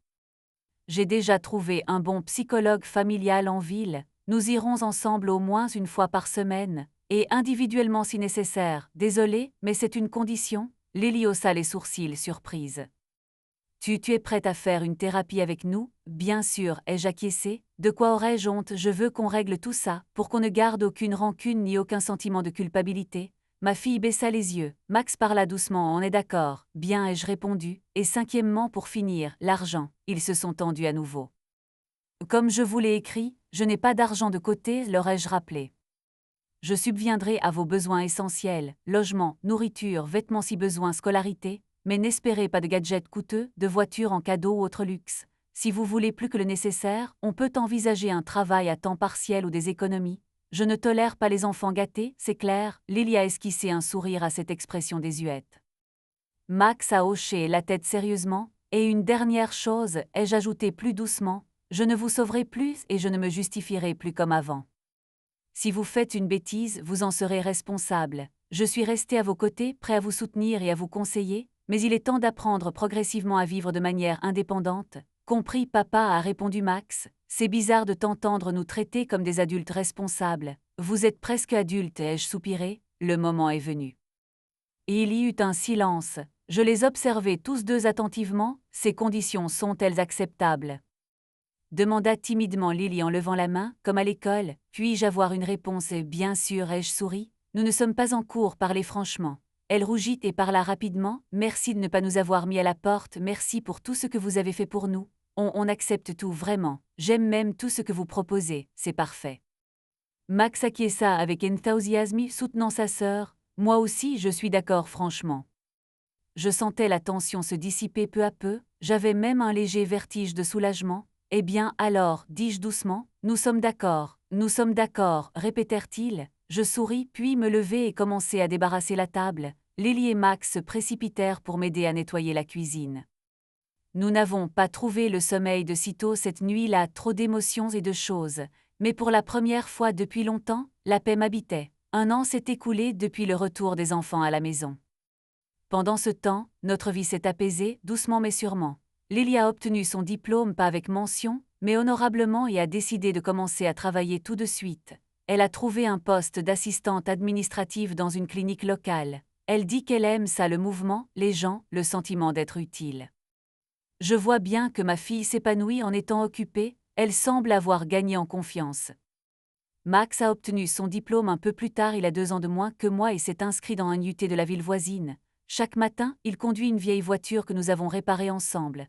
Il fait des études d'ingénieur-programmeur, mais il joue encore au ballon avec ses amis le week-end. Il a réussi à retrouver sa sérénité, même si parfois sa maturité transparaît. Nous avons consulté un psychologue régulièrement pendant près de 6 mois. Puis le médecin a déclaré qu'il n'y avait plus de besoin particulier, nous communiquons bien entre nous. Et en effet, au cours de ces mois, nous avons beaucoup parlé. Il y a eu des larmes, des disputes, des câlins. Je me souviens d'une séance où Lily a soudainement explosé, disant qu'elle était en colère contre moi parce que je les avais laissés partir sans me disputer avec leur mère. J'ai bafouillé, et le psychologue m'a gentiment demandé de répondre. Et pour la première fois, j'ai honnêtement admis, je ne voulais pas que tu vois ces violentes disputes. J'ai peut-être fait une erreur. Pardonne-moi si tu as eu l'impression que je ne me suis pas battue pour toi. Lily a éclaté en sanglots et s'est précipitée vers moi. Je l'ai serrée dans mes bras, retenant difficilement mes propres larmes. Max pleurait lui aussi. Ce jour-là a marqué un tournant, nous nous sommes tous compris et pardonnés. Aujourd'hui, je peux l'affirmer avec certitude, nous nous comprenons mieux que jamais. C'est samedi, et nous passons la matinée à la caserne des pompiers. J'anime une nouvelle formation au premier secours, ouverte à tous. Cette fois-ci, je ne suis pas seule, Lily et Max m'assistent. Vérifiez qu'il n'y a rien dans la bouche de la victime, lance Lily au groupe pendant que je fais une démonstration de la manœuvre de Heimlich sur un mannequin. Ma fille distribue des serviettes et observe attentivement les élèves répéter les gestes. Max explique à 2 dames âgées comment poser correctement un garrot, il est responsable des premiers secours en cas d'hémorragie. En le voyant interagir avec elle avec sérieux et attention, je suis fière. À la fin de la formation, les gens nous remercient longuement. Une grand-mère a même apporté des pâtisseries maison en signe de gratitude. Nous nous asseyons sur les marches de la caserne et dégustons ces pâtisseries aux cerises. Le soleil brille, une douce brise rafraîchit l'atmosphère. Alors, les moniteurs, comment allez-vous? Je souris aux enfants. C'était super, dit Max en se léchant les doigts. Surtout quand cette petite a enfin réussi à faire un massage cardiaque correctement. J'étais comme dans mon élément, ajoute Lily, un peu timidement. Je n'y aurais jamais pensé il y a un an. Vous êtes formidables, les enfants, dis-je sérieusement. Je suis fière de vous. Lily sourit discrètement, les yeux baissés tandis que Max rayonne. Eric est surpris de voir un bol en plastique rempli de compote. Ton équipe est excellente, Nat. Une véritable dynastie de sauveteurs est en train de se former. Je lui fais signe de la main en souriant. Je suis submergée de bonheur, même si j'essaie de ne pas trop en montrer. Lily s'essuie les mains avec une serviette et dit soudain d'une voix hésitante, « Papa, je me demandais peut-être que je devrais moi aussi poursuivre mes études, par exemple en médecine. À la clinique, il y a tellement de choses intéressantes, j'ai déjà beaucoup appris, s'inquiète-t-elle. J'avais peur de m'inscrire à nouveau quelque part, mais maintenant j'ai envie d'essayer. » C'est une excellente idée, je réponds avec enthousiasme. Que tu deviennes infirmière ou ambulancière, le plus important est que tu y prennes plaisir, et tu réussiras certainement. Le visage de Lily s'illumine et elle hoche la tête. Avec votre soutien, je réussirai à coup sûr. Max ajoute, je pense qu'après le lycée, je vais faire des études supérieures pour obtenir ma licence. Les professeurs disent que j'ai de bonnes chances. Je n'en doute pas, je souris. Vous êtes vraiment brillants tous les deux. 1 heure plus tard, nous rentrons à la maison. Pendant que Lily prépare le dîner, elle est devenue une véritable experte en cuisine chez nous. Max m'aide à réparer la véranda, qui attendait d'être réparée. Le travail avance vite, mon fils s'y connaît déjà beaucoup. Papa, dit-il soudain en serrant une vie, je me dis parfois sans ce cauchemar au Texas, on ne serait pas devenus aussi proches, pas vrai? Je me redresse en essuyant la sueur de mon front et réponds après une pause, peut-être. À travers les épreuves, nous sommes devenus plus forts. L'essentiel, c'est qu'au final, nous soyons ensemble. Max hoche la tête et me prend soudain dans ses bras, sentant la sueur de bois. Je suis si contente que nous soyons rentrés. Je lui tape sur l'épaule, dissimulant mes sentiments derrière une plaisanterie. Moi aussi, j'en suis ravie. Mais finissons-en, sinon Lily va nous appeler pour dîner et on n'aura pas terminé. Il rit et retourne au travail. Je le regarde, chez lui, à travers les fenêtres d'où j'entends la voix de ma fille sous la musique, et je pense, la vie s'améliore. Par une fraîche soirée d'octobre, alors que Lily et Max étaient occupés à leurs affaires et que je réparais un robinet à l'évier de la cuisine, mon téléphone sonna. En regardant l'écran, j'ai failli m'évanouir, le nom Madison s'affichait. Pour la première fois depuis plus de 6 mois, je m'essuyai les mains avec une serviette et répondis prudemment. « Allô ?» Salut Nat, une voix familière, mais un peu éteinte maintenant, c'est moi. Je t'entends, Madison, répondis-je calmement.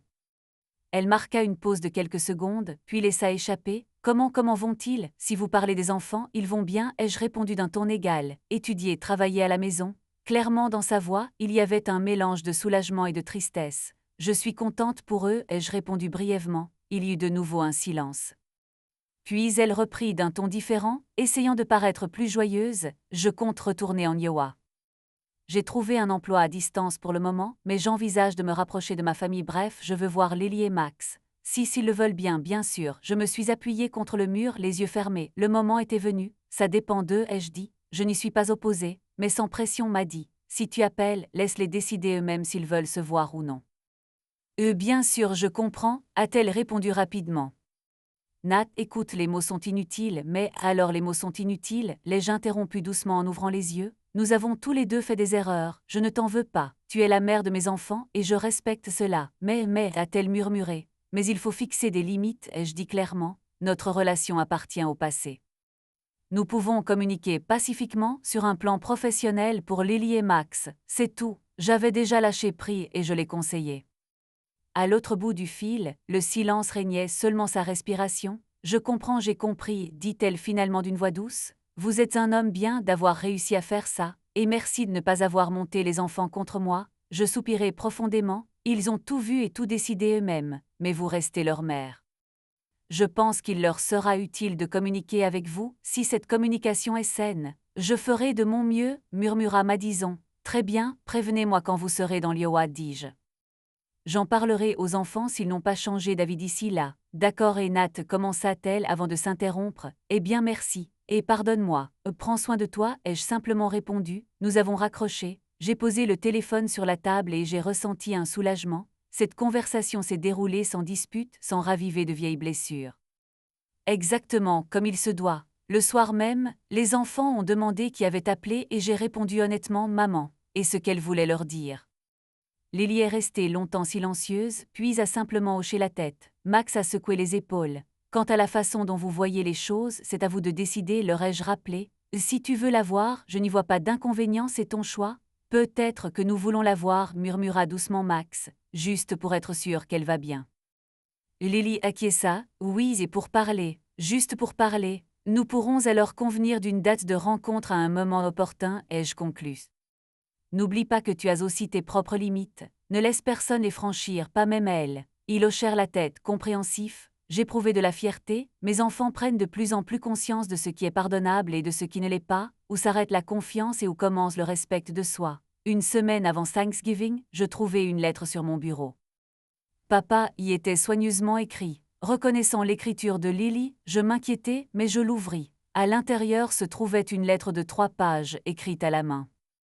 Je m'assis et commençai à lire. Papa, nous voulions te le dire depuis longtemps, et il vaut mieux le faire par écrit. Nous savons combien cela a été douloureux pour toi lorsque nous avons choisi Yoon plutôt que toi. Nous avons compris que nous t'avions trahi, même si cela nous a pris du temps. Pardonne-nous. Tu nous as sauvés pas seulement physiquement, tu nous as permis de nous retrouver. Sans toi, nous nous serions complètement perdus. Merci pour cela. Nous ne t'avons jamais demandé d'argent, et pourtant tu nous as donné bien plus que tout. Nous voulons que tu saches, nous avons besoin de toi comme père, pas comme portefeuille. Aucun cadeau, aucun gadget, aucun voyage ne peut remplacer un père présent, aimant, attentionné et fidèle à ses engagements. Tu es exactement le père dont nous avons besoin, et nous sommes heureux de pouvoir t'appeler papa à nouveau. En lisant ces lignes, les lettres semblaient danser, les larmes me montèrent aux yeux. Je pris une profonde inspiration et ne pus m'empêcher de sourire. Les enfants se tenaient près de la porte de mon bureau, se relayant sur un pied. Il était clair qu'ils attendaient ma réaction. Je m'approchai d'eux, fis un pas de plus. Les enfants me regardèrent, puis se regardèrent entre eux un peu anxieux mais déterminés. Je rendis la lettre à Lily et dis doucement « Reprends-le ». Ils se figèrent tous les deux. Lily prit la lettre de mes mains avec hésitation. « Papa, qu'est-ce qui ne va pas » murmura Max. Je souris et hochai la tête. « Il n'y a rien de mal. Je veux juste que ce ne soit pas un geste isolé. Réécris-le entièrement et garde en une copie. Ainsi tu te souviendras toujours de ce que tu as écrit et pourquoi, mais je n'oublierai jamais tes mots sans papier. » Lily parut surprise, puis afficha un sourire radieux que je ne lui avais pas vu depuis longtemps. « Très bien, nous sommes d'accord, murmura-t-elle. Max sourit également. « On le pense vraiment, papa, chaque mot, dit-il. »« Je te crois, répondis-je en hochant la tête. Je fis une pause, les regardant droit dans les yeux, et prononçai la phrase qu'ils avaient déjà entendue de ma bouche, mais qui à présent prenait une signification encore plus profonde. « La porte ne tourne pas. » Lily hocha la tête et Max murmura « Et ce n'est pas nécessaire. Nous n'irons nulle part ailleurs. Nous nous sommes enlacés. » Je les ai serrés fort contre moi et j'ai eu l'impression de pouvoir enfin respirer. Toutes les choses les plus effrayantes sont derrière nous, et devant nous, il n'y a que la vie, notre vie paisible, authentique, partagée. Devant moi se trouve notre maison, accueillante et bien entretenue. Je suis assise sur la véranda rénovée qui ne grince plus. Max et moi avons réussi à tout déplacer planche par planche. Dehors, le calme règne. Au loin, une sauterelle chante, le chien du voisin aboie. Le calme. À l'intérieur, on entend les rires de Lily. Elle est au téléphone avec une amie.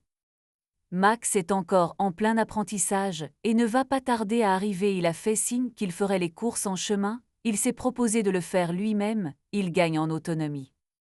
Je me penche en arrière sur un vieux fauteuil à bascule que j'ai réparé hier. J'ai entre les mains un livre sur la menuiserie, un nouveau passe-temps. Je pense à aménager un atelier dans le garage, à fabriquer des étagères, des tabourets, c'est agréable de travailler le bois.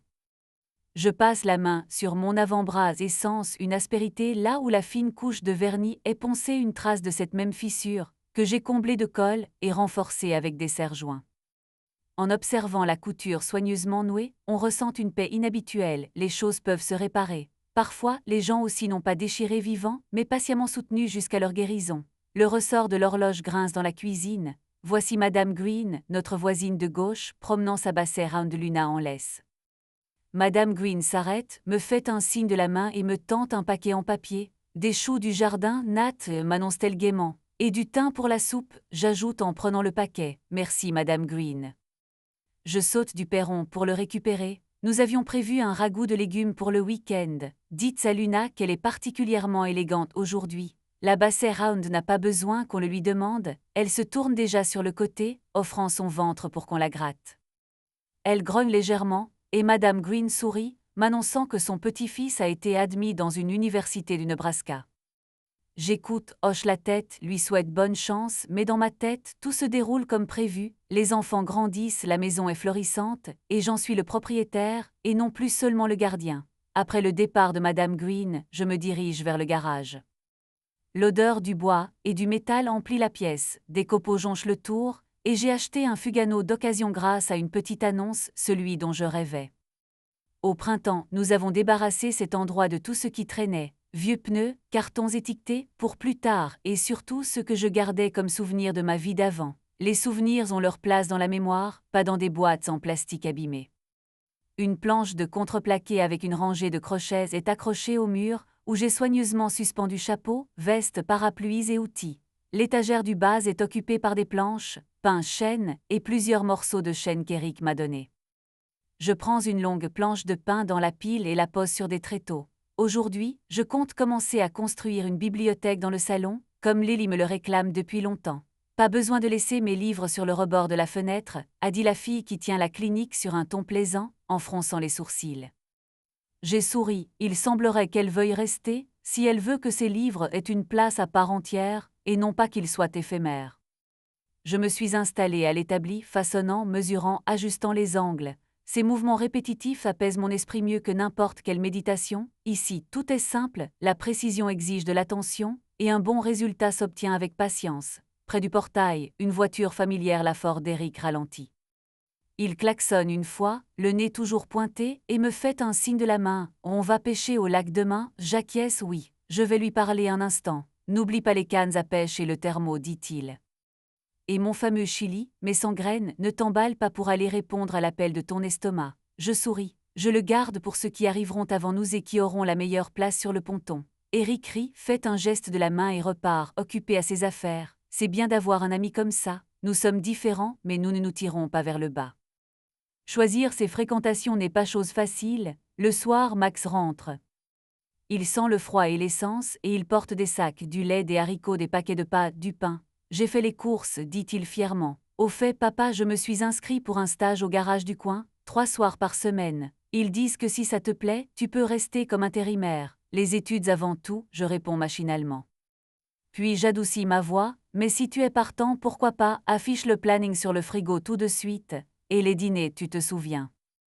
Max lève les mains, oui, pas de téléphone, on range les courses, je lui montre les plans de l'étagère. Il fronce les sourcils, laisse de la place en bas pour les boîtes à outils, sinon tout va encore traîner. J'acquiesce et je le note dans le cahier des charges. On se regarde, la sécurité est désormais ma responsabilité. Le lendemain avant la pêche, je relève.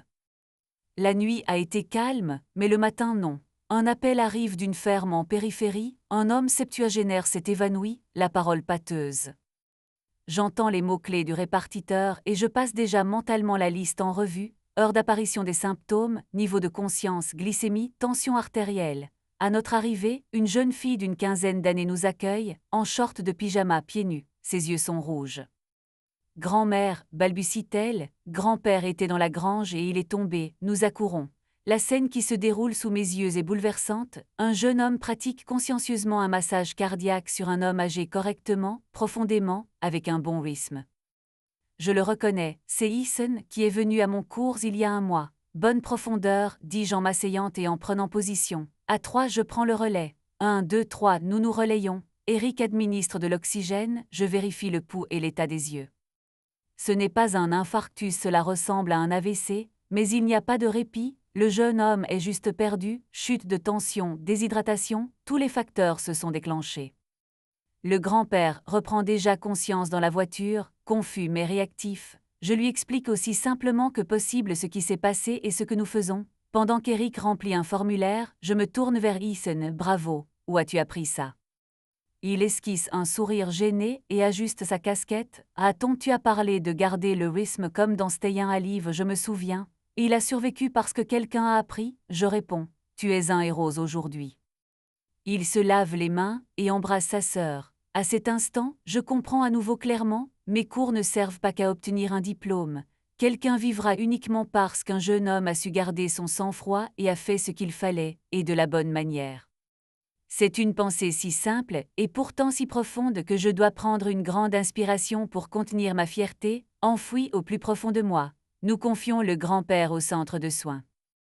Sur le chemin du retour, Eric, le front plissé, me demande « Tu as vu la tête de cet homme ?» Plus tard, il racontera à ses amis qu'il a sauvé son grand-père de ses propres mains. Je dirai qu'on m'a écouté et je souris. Et tu sais quoi, ça suffit. La pêche du lendemain se déroule presque sans poisson, mais avec des conversations. Le vent du lac est glacial, le bateau tangue, et le monde se réduit à l'eau douce et à la légère tension des roseaux. Eric marmonne à propos de la nouvelle échelle de sauvetage pour la station qu'il n'arrive pas à acheter, puis aborde des sujets personnels. J'ai demandé Catherine en mariage, lâche-t-il soudain sans regarder. Eh bien, je manque de renverser le thermo. Et quoi, elle a accepté de se marier au printemps, il grimace. Mais sans ton toast, à la santé et au respect mutuel, dit-il. Je réponds, viens, je porterai quand même un toast, habitue-toi. Il rit, et on cassera l'échelle.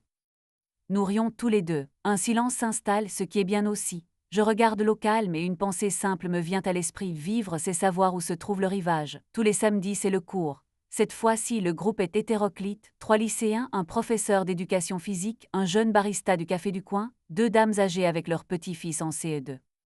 Lyle se tient à la table, où est disposé le matériel de premier secours et explique d'une voix ferme « On plie un bandage élastique pour arrêter le saignement et éviter que le membre ne devienne bleu. » Elle me regarde d'un air entendu. « Ne te trompe pas, papa. » Max dirige le poste avec les mannequins. Il redresse patiemment les coudes. « Plus fort, n'ayez pas peur. Votre poitrine peut trembler, c'est normal, nous sauvons des vies. » Les femmes âgées reprennent vie. L'une d'elles atteint la bonne profondeur au 3e essai, et Max la félicite sincèrement, comme un enfant félicite quelqu'un pour sa réussite. Je saisis cet instant et ajoute quelques mots. « C'est formidable. Elles ont appris en 20 minutes ce qui peut tout résoudre. » Pendant la pause, une femme en uniforme d'infirmière s'approche de moi. Elle ne fait pas partie de notre réseau, elle explique qu'elle vient du district voisin, où il manque de personnel et organise ses cours le soir. Je lui donne une copie des algorithmes, des liens vers des vidéos et notre numéro, au cas où.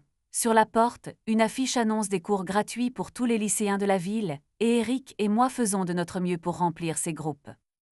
Je comprends maintenant que mon chemin n'est pas seulement fait de sirènes et d'accidents de voiture, mais aussi d'expliquer pour que l'on s'en souvienne. À la maison, nous mangeons ensemble, et cette règle est devenue une habitude. Parfois ce sont de simples pâtes, parfois une soupe, parfois le fameux ragoût aux champignons de Madame Green. Au bout d'un mois, un accident se produit à 2 reprises mais se termine rapidement. Un soir, Max est en retard, son ami est tombé en panne sur l'autoroute. Max lui envoie un SMS « J'arrive dans 10 minutes ». Il rentre à 22h45 rongé par la culpabilité. Je ne me précipite pas avec un carnet, mais lui montre plutôt les papiers de famille sur le réfrigérateur, où il est écrit noir sur blanc « Tu étais prévenu et pourtant tu es arrivé à l'heure ». Nous nous asseyons sur le perron. Je lui demande ce qu'il a risqué et pourquoi. Max fronce les sourcils, puis avoue « Il aurait pu appeler une ambulance au lieu de jouer les héros ». Nous sommes d'accord, la prochaine fois, une photo de l'endroit et un coup de fil, et je trouverai une ambulance. Il hoche la tête. Le conflit est résolu, et il ne s'agit pas de se mordre la langue, mais de digérer la situation. Les limites sont fixées et cela simplifie tout.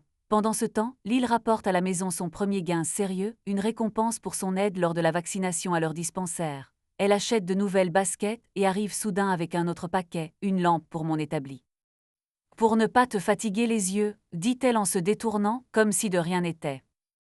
J'installe la lampe au-dessus de la machine à coudre, et la lumière devient plus chaude que celle de la vieille diode froide.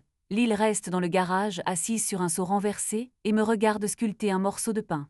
Je la laisse essayer, et elle, d'abord hésitante, puis enthousiaste, détache de fines lamelles transparentes de copeaux. Elle s'enroule en spirale et sent la résine fraîche. « Pas mal, dis-je, tu deviendras une experte toi aussi ?» Elle rit, « Mes mains sont faites pour la médecine, et ça se voit, je réponds. Mais tu peux décorer l'étagère de tes manuels toi-même. » Elle sourit comme quand elle était enfant, lorsqu'elle réussissait à dessiner un chat avec les bonnes oreilles. À l'automne, les premiers flocons tombent. Le soir, le petit garçon du voisin sort dans la rue, fait sa première boule de neige, la lance en l'air et saute de joie. Lyle s'approche de la fenêtre et l'observe un moment. Puis elle ouvre la fenêtre et tend la main, des flocons froids et humides s'y déposent. Elle les écoute gratter doucement contre le rebord de la fenêtre et dit soudain « À Austin, on ne sent pas la neige, ici, si. Ici, il y en a bien plus », je réponds sans plus de précision. On se comprend déjà. Avant Thanksgiving, on entame notre rituel annuel des listes. Max et moi allons au supermarché, on achète la dinde, le bouillon, le céleri, l'oignon et les canneberges.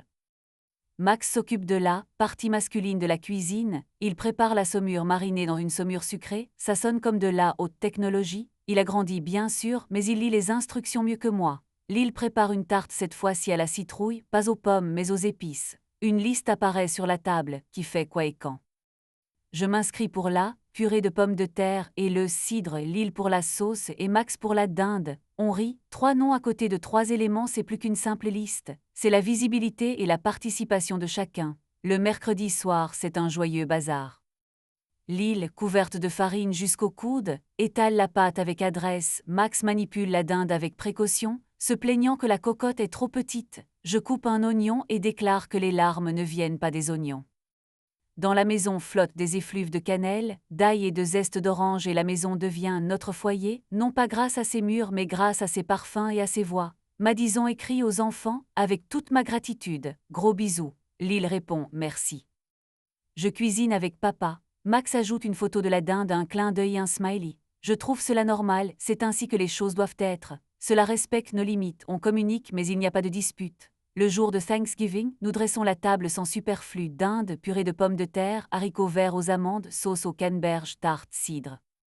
Je pose une vieille nappe sur la table, un cadeau de ma tante, près de la fenêtre, une bougie dans un vase en verre.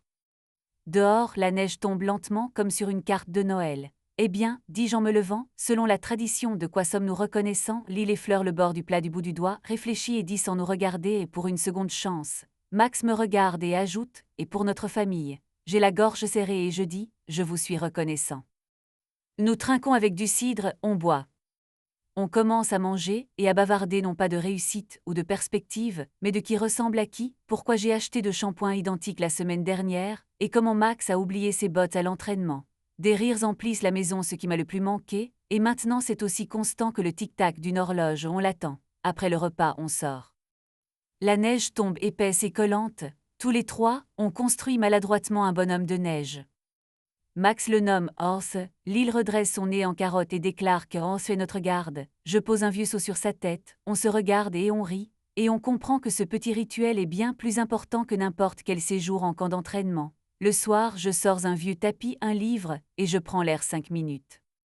Les marches en bois craquent doucement non pas à cause de la pourriture, mais à cause de la densité du bois gelé.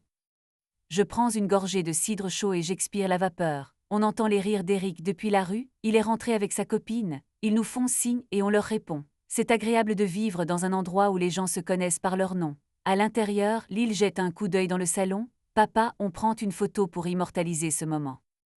Allons-y, je réponds, et nous nous rassemblons tous les 3 près de la cheminée. Max règle le minuteur à court, et dans les 2 dernières secondes, nous parvenons à nous enlacer. Clic, n'efface pas, dit Lille. On l'imprime et on l'accroche au frigo. On le fera, je promets. Promesse tenue. Le lendemain, je l'imprime à la pharmacie et l'accroche avec un aimant à côté du planning. L'hiver se prolonge et en janvier, je termine enfin la bibliothèque. Nous la déplaçons tous les 3 dans le salon. Lille nettoie les étagères avec un chiffon humide, range soigneusement les livres. Anatomie pour débutants, base des soins infirmiers, journal de Florence Nightingale, et elle rit en disant que c'est de l'exagération marketing, mais elle n'y prête pas attention. Max expose ses manuels de programmation, mais les déplace soigneusement sur les étagères du bas pour que la poussière s'y dépose et pas dessus. J'accroche quelques objets personnels, le manuel de premier secours, le manuel de menuiserie, un vieil album photo où l'on colle les photos les plus récentes. Les étagères se remplissent et je réalise, la maison s'est elle aussi remplie, non pas d'objets mais de souvenirs. Le même jour, je m'attelle à une autre petite tâche, accrocher une plaque dans l'entrée avec l'inscription « La maison est le lieu où reviennent les souvenirs ». Lille fronce le nez, un peu niais, c'est vrai, je réponds. Un peu niais, mais que voulez-vous, elle n'est pas convaincue. Qu'il y ait un peu de kitsch dans la vie, pourvu que ce soit approprié et sincère. Parfois au calme le matin, quand je suis seule à boire mon café sur le comptoir de la cuisine et que je regarde la fine vapeur s'échapper de ma tasse, une pensée me traverse l'esprit, tant de choses auraient pu se passer autrement. J'aurais pu trébucher dès le début, me replier sur moi-même, faire comme si je n'avais besoin de personne. J'aurais pu me mettre en colère, me disputer, me battre, empoisonner la vie de mes enfants et la mienne. Mais nous avons choisi une autre voie, ce n'est pas de l'héroïsme, c'est simplement de la persévérance, dire la vérité, poser des limites, aider quand on le demande, mais ne pas intervenir inutilement. la vie est faite de ces choses-là, comme une étagère sur des crochets et des étagères. Si quelque chose tient, ça reste bien en place, et oui, je suis toujours ambulancière. Au milieu de la nuit, le téléphone sonne et je me précipite au chevet de quelqu'un en deuil. À 4 heures, vous buvez un café amé à la gare en attendant le début de votre service. À 7 heures, vous rentrez à la maison sur la pointe des pieds pour ne pas réveiller Lille, qui commence son service tôt. Ces rythmes font partie de moi. Mais maintenant, il y a de la place pour des pauses dans ces rythmes. J'ai cessé de m'énerver en me disant que je ne vis pas assez. Je vis précisément dans ces interstices entre les appels et les dîners, entre le ponçage du plateau de table et le « merci » d'une dame âgée à qui j'ai fait un pansement et à qui j'ai expliqué comment le changer plus tard. Un jour, nous avons reçu une lettre. À l'intérieur, des remerciements de la famille du même grand-père à la ferme. La petite fille écrivait celle qui est pieds nus. Sans votre intervention, j'aurais été perdue et j'aurais crié. Eason m'a dit de compter jusqu'à 3, et nous avons compté jusqu'à votre arrivée. Merci pour ce que vous faites. J'ai accroché cette lettre au tableau d'affichage, et le soir, j'en ai rapporté une copie à la maison. Lille l'a lue en silence et m'a serré dans ses bras sans dire un mot. Max s'est affalé, mais a souri. Il laisse rarement transparaître ses émotions, mais j'ai appris à déchiffrer ses demi-sourires. Au printemps, une nouvelle habitude s'est instaurée. Chaque dimanche, nous préparons une nouvelle recette. J'ouvre une page au hasard, crêpes au kéfir, et nous les avons brûlées parce que la pâte a coulé et que j'avais oublié de huiler la poêle. Une autre fois, Lille a préparé une salade de brocoli au citron et l'a présentée solennellement comme s'il s'agissait d'un gâteau. Max maîtrise désormais l'art du pain maison et finit par trouver la recette parfaite. Pour la première fois depuis longtemps, la maison embaume le pain frais. Je me suis de nouveau assise sur la véranda et j'ai pensé que le bonheur ne se mesure pas aux grands mots. C'est l'odeur du pain, le bruit de la neige sous les bottes. Mon fils a écrit « J'arrive à 10h » et est arrivé à 9h58. Ma fille a ri au téléphone en racontant une blague de la clinique. Tous ces petits boulons qui maintiennent notre construction ensemble. Parfois, j'entends cette vieille phrase en tête, celle que j'avais choisie pour nous défendre « La porte ne tourne pas ». Elle n'est pas affichée sur une plaque ou encadrée, mais à l'intérieur comme un pilier. Non pas qu'il s'agisse de l'interdiction des erreurs, mais de ne pas entrer et sortir de notre vie comme d'un magasin de babioles. Nous restons. Si nous partons, c'est pour toujours, et si nous revenons, c'est pour être. Et en cela, il y a de l'ordre. J'ai trouvé ma place dans la vie. Elle a toujours été là, tout près de moi. Une maison dans une rue tranquille où 2 enfants presque adultes m'attendent, mais qui restent mes propres enfants. Et je n'ai besoin de rien de plus. Nous avons survécu aux tempêtes et navigué sur des eaux calmes. Ici, pas d'orage, juste une légère bruine qu'on peut facilement attendre sur le porche, sous un vieux parapluie solide. Pour Thanksgiving, nous nous sommes réunis autour de notre table, tous les 3, pas d'invités, juste nous. Cette fois-ci, Max préparait la dinde et Lille faisait une tarte. Dehors, les premiers flocons de neige tombaient. J'ai regardé mes enfants, devenus adultes mais toujours mes propres enfants, et je leur ai demandé ce pourquoi ils étaient reconnaissants cette année. Lille a réfléchi un instant et a dit « Pour une seconde chance ». Max a ajouté « Et pour notre famille ». Ma gorge s'est serrée, j'ai murmuré « Je te suis reconnaissant ». Nous avons failli nous étouffer avec nos verres de cidre, et j'ai compris qu'après toutes ces tempêtes et ces pertes, nous avions trouvé ce qui comptait vraiment, nous deux. Plus tard, quand le calme est revenu dans la maison et que l'horloge de la cuisine a sonné 11 heures, je suis retournée sur le porche, juste pour rester là. La neige continuait de tomber, calmement, lourdement. À la fenêtre du salon, nos nouvelles étagères reflétaient 3 silhouettes, un cadre photo où nous rions à l'objectif empêchant le minuteur de tourner, à côté, un ticket de pêche qu'Eric m'avait tendu en souvenir et enfin, une carte d'enfant adressée à papa sans date. Je ne sais pas ce qui va se passer ensuite. Personne ne le sait, mais je sais que si demain matin quelqu'un appelle et dit « Papa, il y a quelque chose », je répondrai « Je suis là ». Et c'est tout ce que j'ai besoin de savoir. J'allume la lampe dans le couloir, je ferme mon manteau, il fait froid dehors, je reste là quelques minutes encore, à écouter la neige tomber sur les planches de notre nouvelle véranda. Elles ne craquent pas, elles tiennent bon. Nous les avons fabriquées nous-mêmes et nous pouvons nous tenir debout dessus.